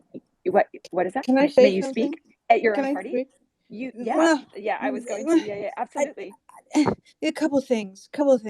One, I just want to reiterate that there's a POAP available. If you participated tonight, if you came to this party, and it's available for the next hour and a half. You can go. I believe you have to do it on your phone because it's got a secret pass code, and believe me, it was not easy trying to figure out POAP, but I did, and now I can help you. So just come to me whenever you need to do a POAP. So yes, if you have an iOS, it's poap.xyz/iOS. If you have an Android, /Android. There's a little mint thing down in the lower right hand. You put in the secret code, which is cinema, all lowercase, NFT, all uppercase, one word. Cinema, lowercase, NFT, uppercase, all one word, and that'll get you a POAP to for being here and celebrating with us. It's been a hell of a ride to get here, and I'm so grateful to have Trish and to have Margaret. Um, I hope that you guys are blessed with these kinds of team members that can hold the balance for you when you're putting your heart and soul out there, and I think, like any artist, and maybe many human beings, it can be the uncertainty can be super, super stressful. And so I just want to give them a shout out. And I also want to say, Ashira, thank you so much. This gives me an opportunity, first of all, to just say, I remember the cool thing about elevating women in the NFT space when I ran that room, I think it started in March. And it was like, you guys were there with me for like 9 hours, and we'd have and it wasn't like just one 9 hour room. It was, and you're right. And in fact, it's the same thing I feel about this work that we're putting out, this motion picture. It's about being seen.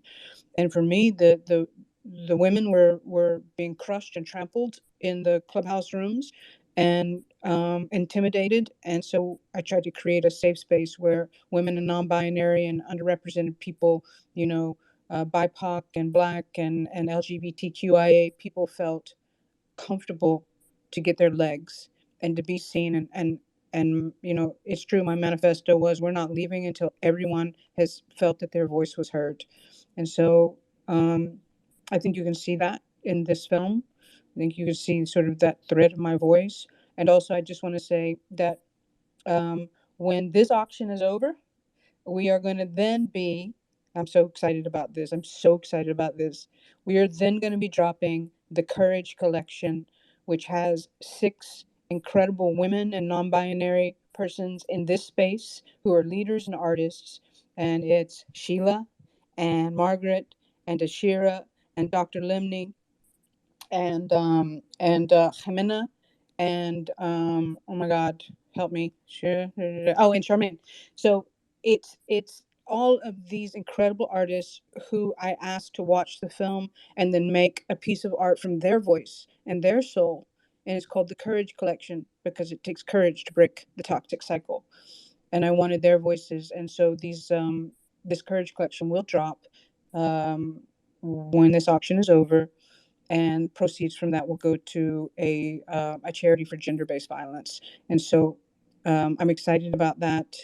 And thank you, Ashira and Margaret and Sheila, and I don't know who else is in the room, but for really like participating and giving your beauty and your art and your souls to that. Okay, I'm going to back away from the mic so Trish can close the room. Jordan, I love you. I've got a technical bit of housekeeping to remind everyone of. The auction is going to be open for 5 days.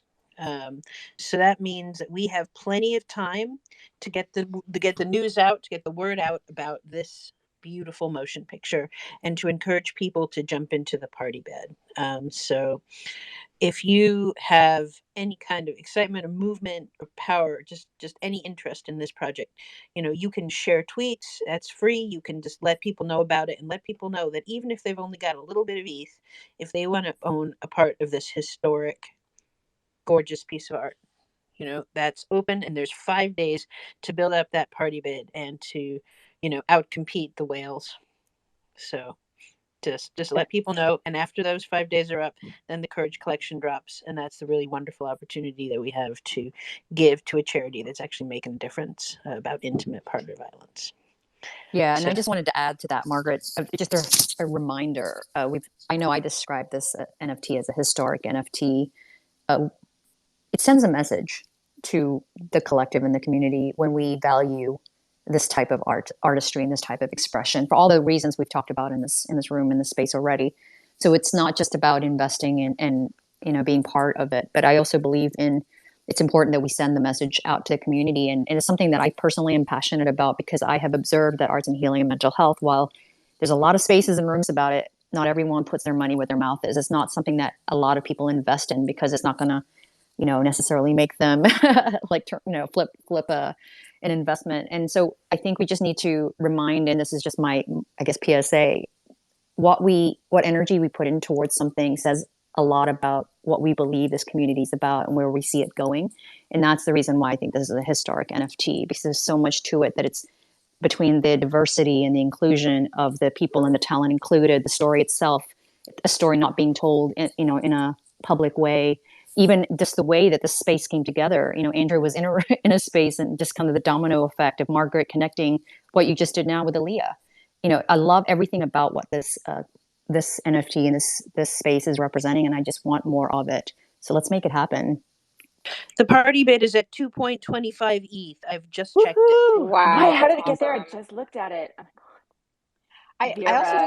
Vera just put in half an ETH, but she just put in what? Vera? What? Yeah. Vera? Yeah, just want to say.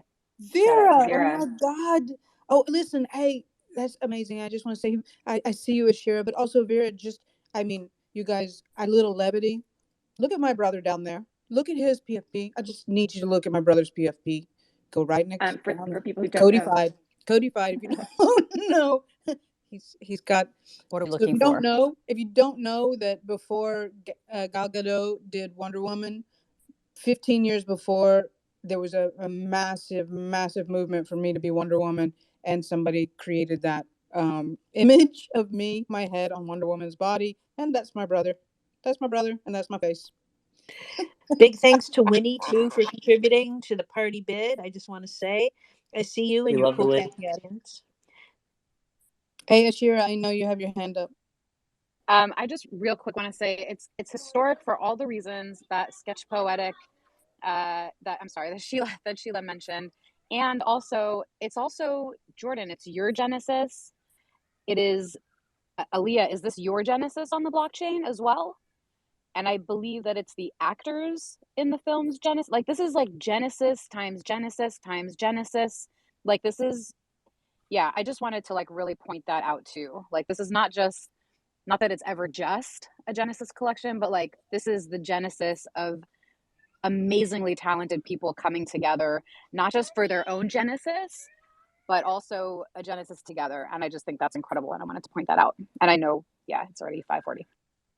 And Ah, Aliah's work amazing. is, I think she's going to do so much more on the blockchain, and her work is going to be worth hundreds of thousands of bucks at least. One of these days, they're going to be the fine art punks.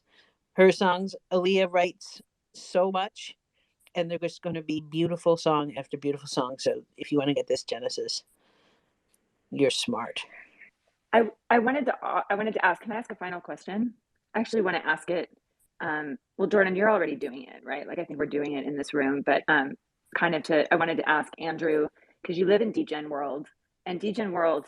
I live in Degen world too, but I'm a woman Degen, and my male Degens do not listen to me when I sort of throw things at them with social impact and all of that. And I'm wondering, like, I think this is a way to do it, but how we can get the community more interested and the significance of this, like this and like the environment. For we talk about the future all the time, but I don't know that we're supporting all the causes, right, that actually will save the future. So maybe that's something to ponder for another time. But I think it's really important. I think Jordan, you're doing it. Like this is an intense film, right? And I can't watch it without crying. So right now, I think you kind of we've proved a point already, you know, and just the number, like it, just like the real world, like we're sort of voting and making choices with our dollars and with our ETH.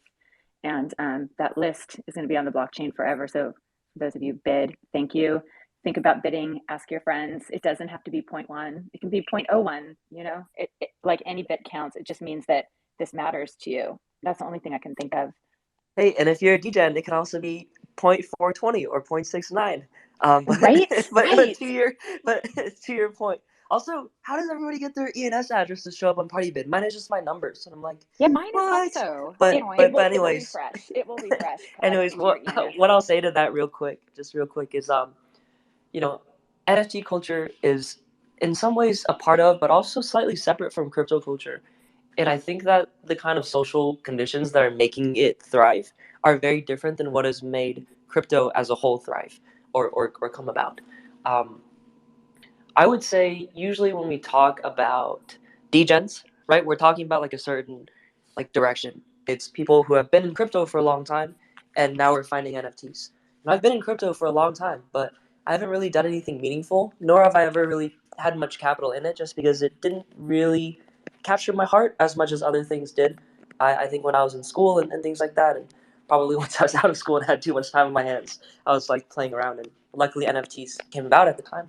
Um, Part of that is where the quote unquote degen culture stems from. And I would say what's really cool is that it goes both ways, right? You have people in crypto as a whole who are getting into NFTs and trying to learn about, what's community, what does it mean to trade or flip, what does it mean to hold, what does it mean to play the short versus long game.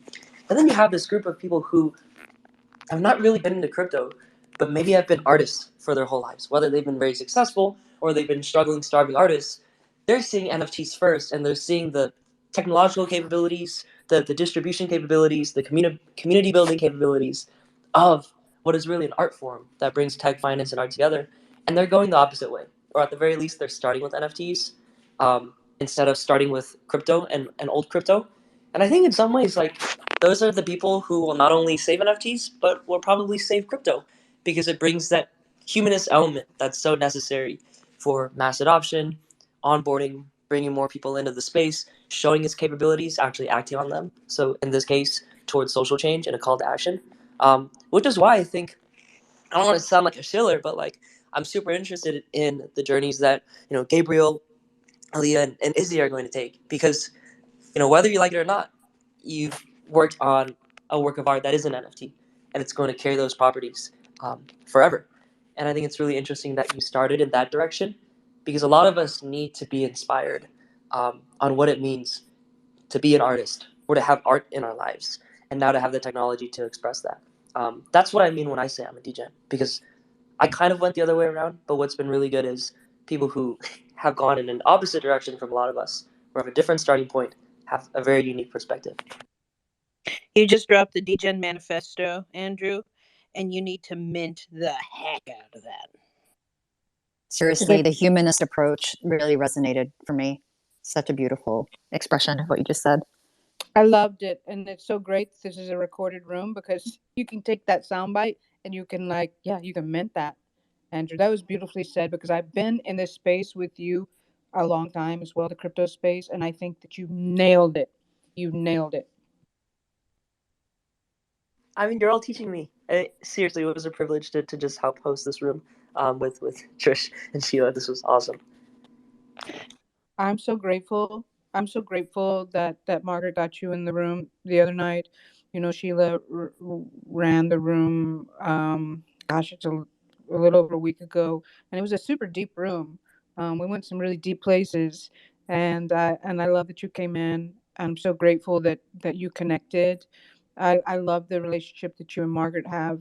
Margaret is such a amazing human being, and I love what you're doing in this space to there's a kindness that you emanate that I recognize and that I am drawn to, and I cannot wait to see where we all are. Like, I can't wait to see what you do, Andrew, in this space. And I feel that, I see a lot of people in here that have blown me away this year.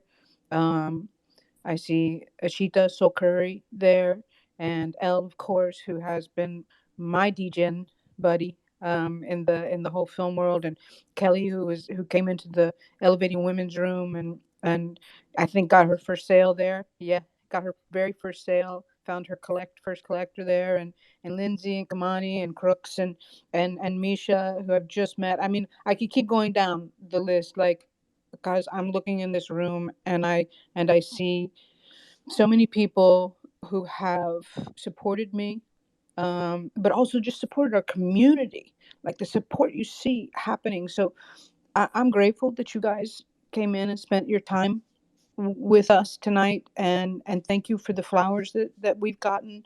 It's bigger than, like, the team Red Flags is bigger than the co-creators. It's the whole community, and it's all of you. And so I'm super grateful for this party bit. I'm also grateful for anyone who wants to collect this and understands that this is a significant part of the history of the canon of NFT film. And I can't wait till, Andrew, as you said, that this is a little bit it's very different than the crypto bros from earlier on in the NFT world. I think that there's going to be, what I have experienced is kindness and generosity of the amount that is stunning to me. And so, all of you guys, if I don't shout you out right now specifically, know that I see you. Know that your being here means so much to me, and I'm so grateful to be a part of your journeys, and thank you for being a part of mine. The party bid is at 2.5. Like, we are raising hundreds of bucks a minute. 2.75. 2.75. Criminy Rickets. I just want to offer to open a room and kind of keep it going until we get to 3. And what happens if Andrew Andrew drops? Can we? What happens if Andrew? He can't do Okay. it. He can't do it. No, and It's okay. I can just mute myself, and I pushed the meeting, so I'm actually good for a few more minutes. I don't want to stop you. Like, we can, and people will follow. Yeah, we can open another space. Yeah, we can open another space. No, it's all good. It's all good. Andrew, you're the sweetest. Thank you. I Yeah, did not mean for that to happen. Yeah. I was going to invite people up as well. Yeah. So maybe we'll rotate people around a little bit. I think is the floor full? I couldn't bring anybody else up, but it's not full. Let's see. No, I had I see a couple of requests to speak. Yeah. I can't. Oh, there I go. I can't answer them, so I thought it was full. Okay. There's 2. Oh my gosh, 2.75. We could beat. Let's get the highest bidder on Zora. Let's go. I want to see it at 10. Hi guys. 10 plus. This is like, I've got 15 in my head. We have 5 days to do this. We could do this. Oh heck yeah! We have 5 days. That's right. I forgot. Oh my gosh. Yeah. Oh, yes. Emily and Jason. Hey, Emily. Hello guys. How are you? Rocking it. I Good. had Not gonna some lie. technical difficulties earlier when I got up to speak, and I'm sorry if I interrupted somebody. I couldn't hear you. You were good. I don't think. Yeah, you were good. Cool. Well, I just wanted to thank everybody. Andrew, Trish. I mean, you guys are amazing. Jordan, what you're doing is amazing. Gabriel. I mean, I just met all of you guys today, and I just heard about this. I saw this space, and I saw red flags, and I was like, "Yo, I'm gonna click on that." Because Emily, I'm going to interrupt you for a minute because Aliah has to leave. oh yeah, So I just want to say to Aliah, you have changed my life. You've changed my relationship to music. You have been the most amazing collaborator. I cannot wait to collaborate with you in the future. I hope that this thing makes double digits, triple digits. And I just, if you got anything else you want to say before you got to go, I would love you to say it, and then let Emily speak. And I'm sorry for interrupting. I just want to say thank you to Margaret. I appreciate you so much. And also thank you to Jordan. I appreciate you too. I can't wait to see what happens with this film. And I'm happy you both took a chance with my music. Thank you. I hope Thank you come you. back, Aliah. Thank you. We're gonna do a closing party for sure. So Okay. I hope you can come back and I'll celebrate. definitely come back. Great. Yeah, we'll see you in Thank you. 5 days. And everyone check out Aliah's new single drop, I'm Never Drinking Again. I've linked it on Tidal. It's in the linked tweets at the top of the space. And now back to Emily. And congrats on the 7 months, Aliah. Thank you. I just wanted to recognize that. Thank you. yeah. That's definitely something that honestly made me really want to stand up and speak. So I wanted to, before you left, I wanted to tell you that like you inspired me to say a few things actually, and that's kind of what this NFT community has really brought to me is like a sense of community because I have autism and I was raised with a very dysfunctional family. My mother actually died from alcoholism. Oh wow. And I have just went to my first like Tool cover band show and I went completely sober. Oh, that's so a that lot. was like it was Woohoo! crazy. It's a And lot. I have autism and it was like I microdosed and that was also kind of brought a little bit of anxiety to the situation, but like handled it like a pro. So like thank you, Leah, for what you were doing. It's amazing. Thank you so I'm much. proud of you. Thank you. I'm proud of you too, and have a nice evening. And I don't know what else to say, but thank you. Thank you. We'll We'll talk see you more for soon. sure. Okay. Yeah, I was super inspired by that. I have only been on Twitter for like a week and I've been following some really amazing people and I love public speaking, but because I have autism, I get so excited that I get like tremors and stuff, so it gets really hard for me to like get my words out, which is part of the like selective mutism. So I wanted to be a very strong voice. That's what that green dot is in my name and on my profile pic. Mental health awareness is big for me, and trying to notice the red flags for me has always been very difficult because I've like had blinders on. I am a very like pleasing person. I like to please others, and I think that's part of the issue with women getting diagnosed with autism is because they mask and they're afraid to show who they really are. And this community has allowed me to feel like I actually am allowed to speak and I am allowed to share my story and I am allowed to make a movement, because as soon as I have a voice, I promise you I'm going to make moves, you know? I was also going to ask if you guys were down with me sharing a poem that I was hoping Aliah would hear it, but I'll just send it to her later. I'm good with that. All right, cool.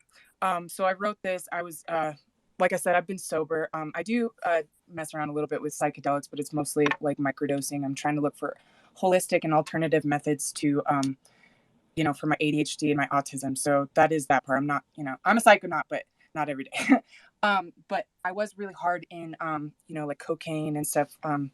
And a lot of my friends still are in those situations. But I wrote this in like 10 minutes. It was just in my head, and it's been kind of the same every way. And I lost my mom when I was 2008 to alcoholism, like I said, and I was adopted by my stepdad's family, which is a very conservative family who like when I try to explain NFTs to them, they think I'm crazy. Like they think I'm crazy that I got diagnosed by a professional with autism. Like they think I'm making it up. So that's how I'm basically here out, and I'm trying to find my family and my tribe. And I think the NFT community is that, so here's the poem.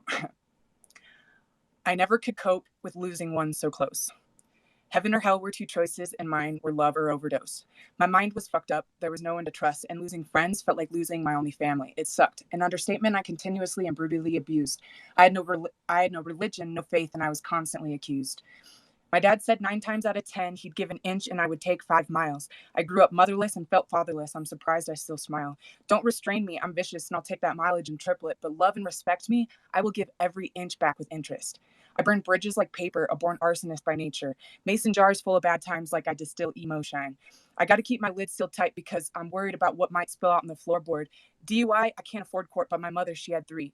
Does the apple ever fall really far from the tree?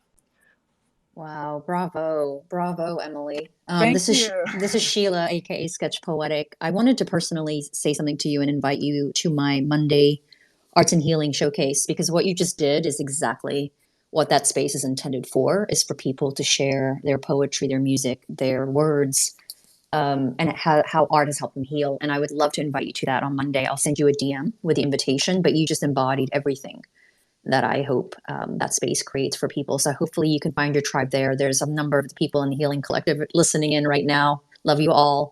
And we want to continue growing. So thank you, Emily, for that. That was amazing.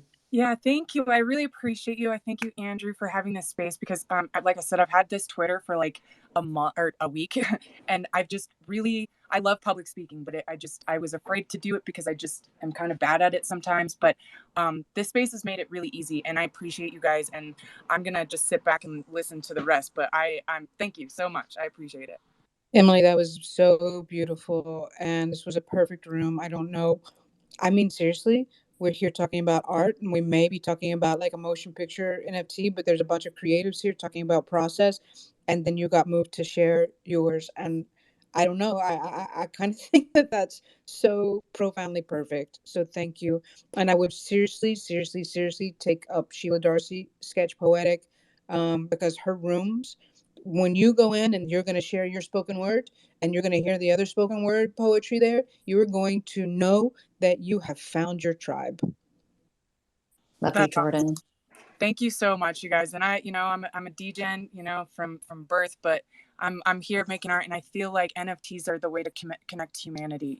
Like I think this is a really big movement, and everybody that's in here listening, and everybody that's contributed to this, and that feels very strongly. I'm gonna go and try to drop. I don't have much to drop, but I feel very strongly about your project, and it moved me very, very far. So I appreciate you guys, and I think everybody who's in here, you're in the right place. You're on the right path. Oh, thank you so much, Emily. Thank you so much. I know that Andrew just had a few more minutes, but I want to welcome someone that to the stage that oftentimes, like, we see the work that Gabriel and Izzy did, and we feel the work that Aliah did. We feel all of them, like, but I told you there are so many people that contribute to what makes those frames. Makes you feel what you feel in those frames, and I just want to give a shout out and flowers to Jason, who's the post-production supervisor on this project and has gotten me through a lot of like mental crises, because he's truly I think that he is the ethos of Web3. He is incredibly generous and incredibly compassionate, and he's got a great vision for filmmakers here, and he's there for you, like he's big. His vision is big, and it doesn't just include him, and it includes all of us. And so I was super lucky that he dropped into the NFT filmmaker squad and kind of like made his New York voice known. And I'm very, very happy to call him a friend, and I'm so happy because if you take a look at what was once a four uh, what is it, 4 gigabyte or 4K film. I'm losing my mind right now, but that if you see that on Vimeo where it's in full resolution, and then how he magically was able to compress it without losing its cinematic quality, without losing the cinematic experience. It's Jason is the reason that it looks so beautiful on Zora. And so hi, Jason. We're at 2.98. Hey, well, that's Woohoo! us. 2.9. Love it. I said a lot of what I said earlier today as well. I'm really at a loss for words. A lot of you guys have spoken so eloquently about You've been rugged. Oh, Jason, you were rugged. Can you hear me now? Yes. Yes. Stop your car. Pull over on the 405, please. Can you hear me now? Oh, no. How about now? See, that's LA, man. You're like in the 405, aren't you? Here's what I'm Rugged. going to do. Sorry. We'll come back to you, Jason. We'll come back. We'll come Just back. quickly, Wait, if how about everybody, now? now is good. Everybody retweet my pinned tweet. Okay, go. Retweet that pinned tweet. Yeah, I was driving, but I'm home now, but I have an internet outage, so I'm switching back to the 5G. But that is neither here nor there. I'm almost speechless. It doesn't even matter if I have a connection. I'm almost out of words. Let me put it this way. I can put it as succinct as this. When I got involved in the NFT March, I was like, first of all, being a filmmaker and an independent filmmaker, and we've talked about gatekeepers and all of that, it's very hard to build a successful career being a filmmaker, being an independent filmmaker that doesn't want to answer to anybody, who doesn't want to deal with studios or anything like that. It's really hard. And so when I heard about NFT, I decided, let's find out what's going on. And as I got to know Jordan and she needed help and she had some technical issues with the 120 frames, I was like, I can do this. I can help out. I know all about it. And then I watched it and I was just gut punched by it. I have seen men raise their hands to my mother when I was a child. I have even hit, I don't know why I'm telling you guys this, but hey, why not? I have hit people who have hit my mother with baseball bats as a child. So I've also quite lived an experience very much like this. And I was just moved beyond belief at how well crafted it was as a piece, how authentic and raw and honest Gabriel's performance and Izzy's performance were. And, you know, I don't know what I really expected in the NFT world coming in here. I didn't know what the talent level would be of people. I know I don't consider myself, you know, any kind of upper echelon, you know, filmmaker or anything like that. But to see this level of just raw, honest, personal work, to see this level of emotion, the attention to detail in the craft of filmmaking that Jordan has, you know, and to be witness to that, to be privy to that for, you know, even a minute, let alone, you know, the couple of months we've worked on this thing together, has just been one of the highlights of my career of 25 years in this business. And I think somebody else asked a little earlier about, you know, getting into the NFT world and what NFTs can offer that, you know, maybe I call it legacy filmmaking can't. And this experience right now, getting to talk to you guys right now, getting to see this piece, getting to work on this piece right now is it. Because I've been very lucky in my career to have had a successful feature that, you know, it was about my own father's drug addiction. So I'm always meeting people that see the movie. They tell me that they've been moved by the movie or it's been personal to them. And you meet people out on the festival circuit that see the movie and enjoy it. But there's always something in between. You know, the difference between, you know, between the seat and the screen in a movie theater, there's always something in between. And the NFT community, hearing from all you guys, hearing from all you artists, connecting with and supporting and being open and honest and raw and vulnerable with each other in a way that I've just never seen in 25 years. I've never seen it. And I'm in the indie space where we are those funky artists that don't do the studio garbage. You know, like I've seen it, but this is something so special that, like, to even be able to speak to you guys about it is I don't know how I can ever get it across to anybody how amazing just being able to listen to this conversation in the car and now to talk to you guys and to hear Jordan and to hear all from everybody, all of you, has just, I mean, I'm on the verge of tears. It's fucking amazing. Like, this is it. You know, and Jordan, I'm in for point one. I'm not a rich man, but I'm in for point one on that party bid for sure. I'm going to move some evening around tonight when I fucking mint my own smart contract on Manifold, which is my evening coming up. I'm in on that because if we win, I want to fucking say I own a piece of that shit because it's the first to do something. We've joked about it. And so I'm just, all of you, just fucking honored and blessed that this is the direction my career and my life is going in right now, because I have never in 25 years felt as comfortable in this space as I have in any other, because I didn't even realize I was an artist until I was over 40.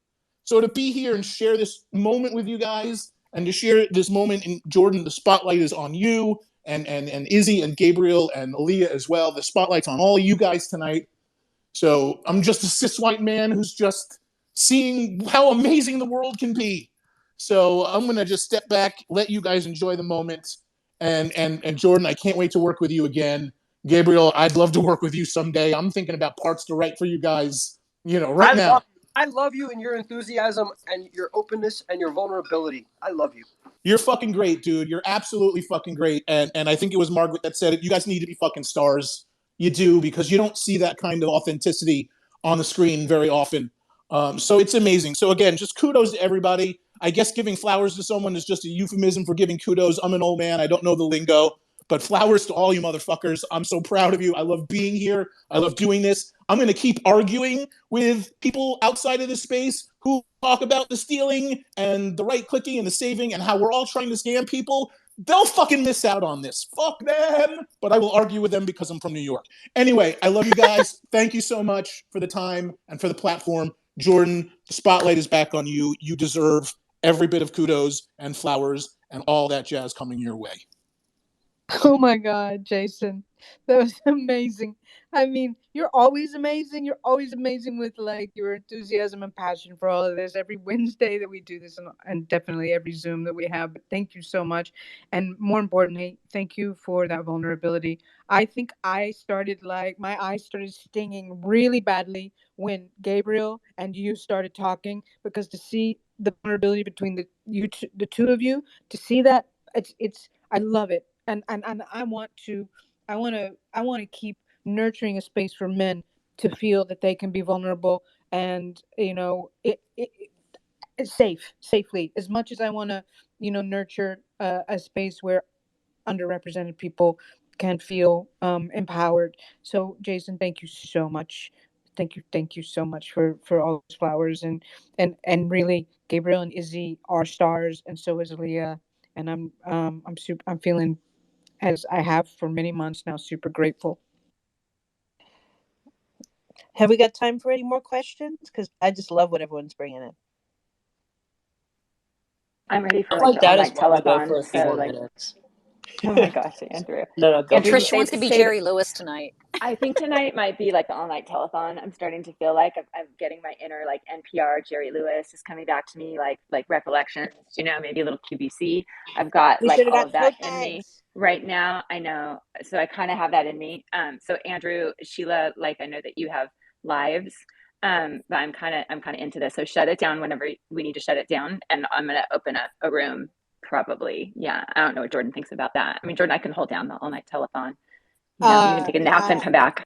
No, I'm good. I just opened a bottle of wine, so I'm all right. I didn't eat last night. She's all set now. Yeah. You know that deal. You know who I am. Who wants to ask a question?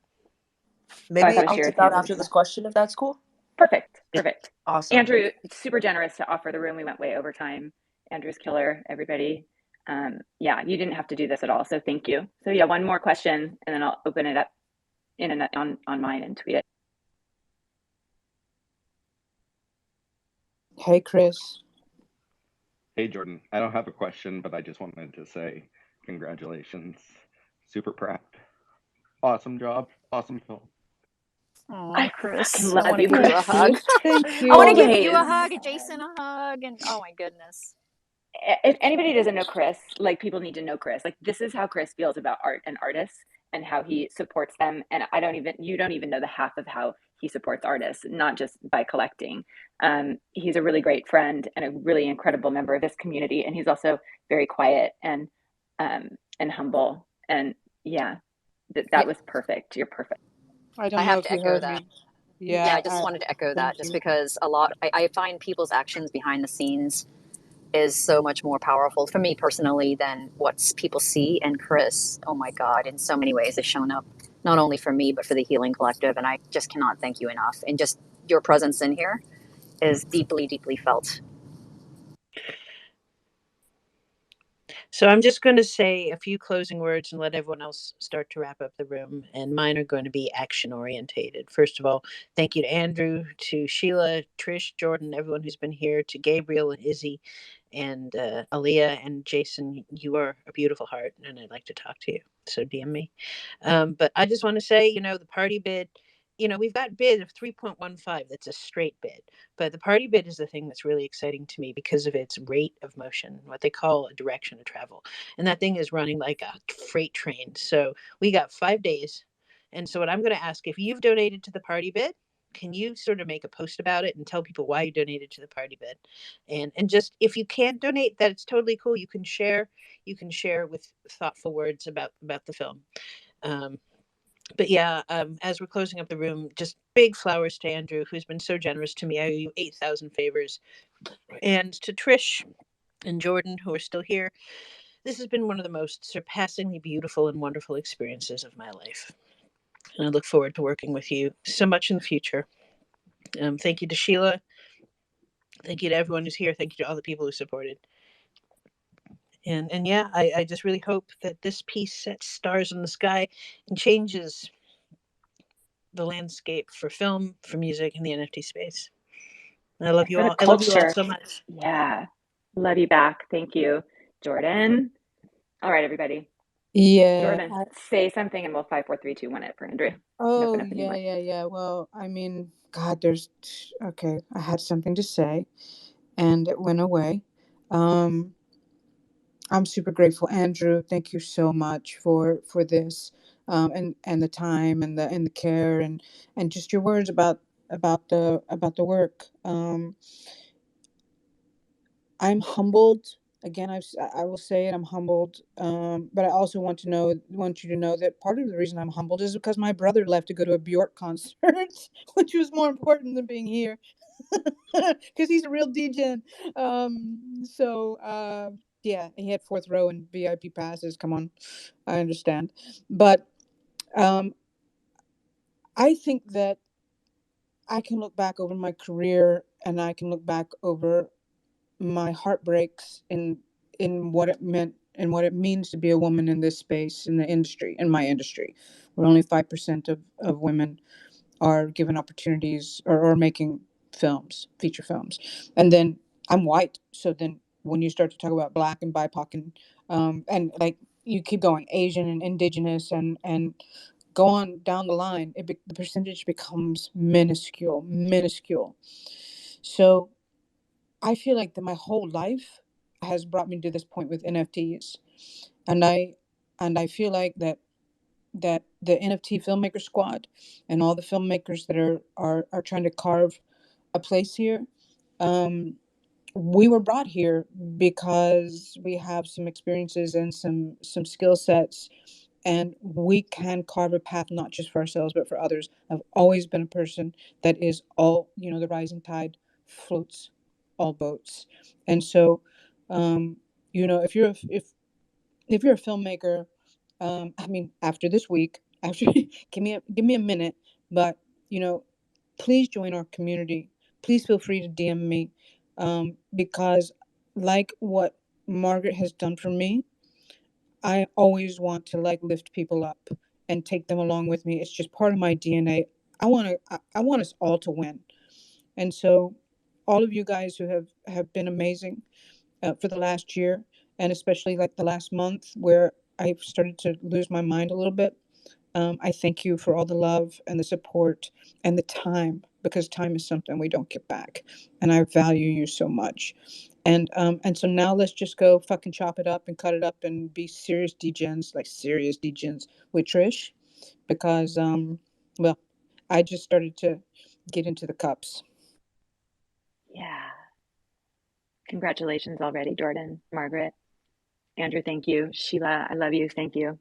And Trish, thank you. I mean, everyone, I know we have to wrap up. So just thank everyone that's been here and holding space for us and everyone that's contributed. So honored to have been a part of it. 100%. And congratulations to all of you. This is amazing. And as is always with NFTs, right? It's just the beginning. You sell, right? But then you keep building, you keep doing more things. Oh, it's so fun. This thing never stops. But thanks, everybody. It was a real privilege for me to be here with you all. Thank you. Love you. Thank you. Woohoo! Thank And you. Mike, Thank little you. And cheer. Mike, All and right. woo, thank Boop, you boop, for boop, Let's everything. boop. go. Forget Yay. about Let's it. Elle Hi, Anna go. Maria Woo. Caballero. I see you. Let's fucking go.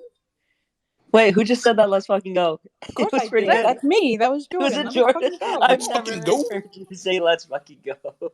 But that's awesome. Leave it up to me. Yep. Let's All right. fucking go. Bye, everybody. Bye. Bye. Thank you. Sorry, I didn't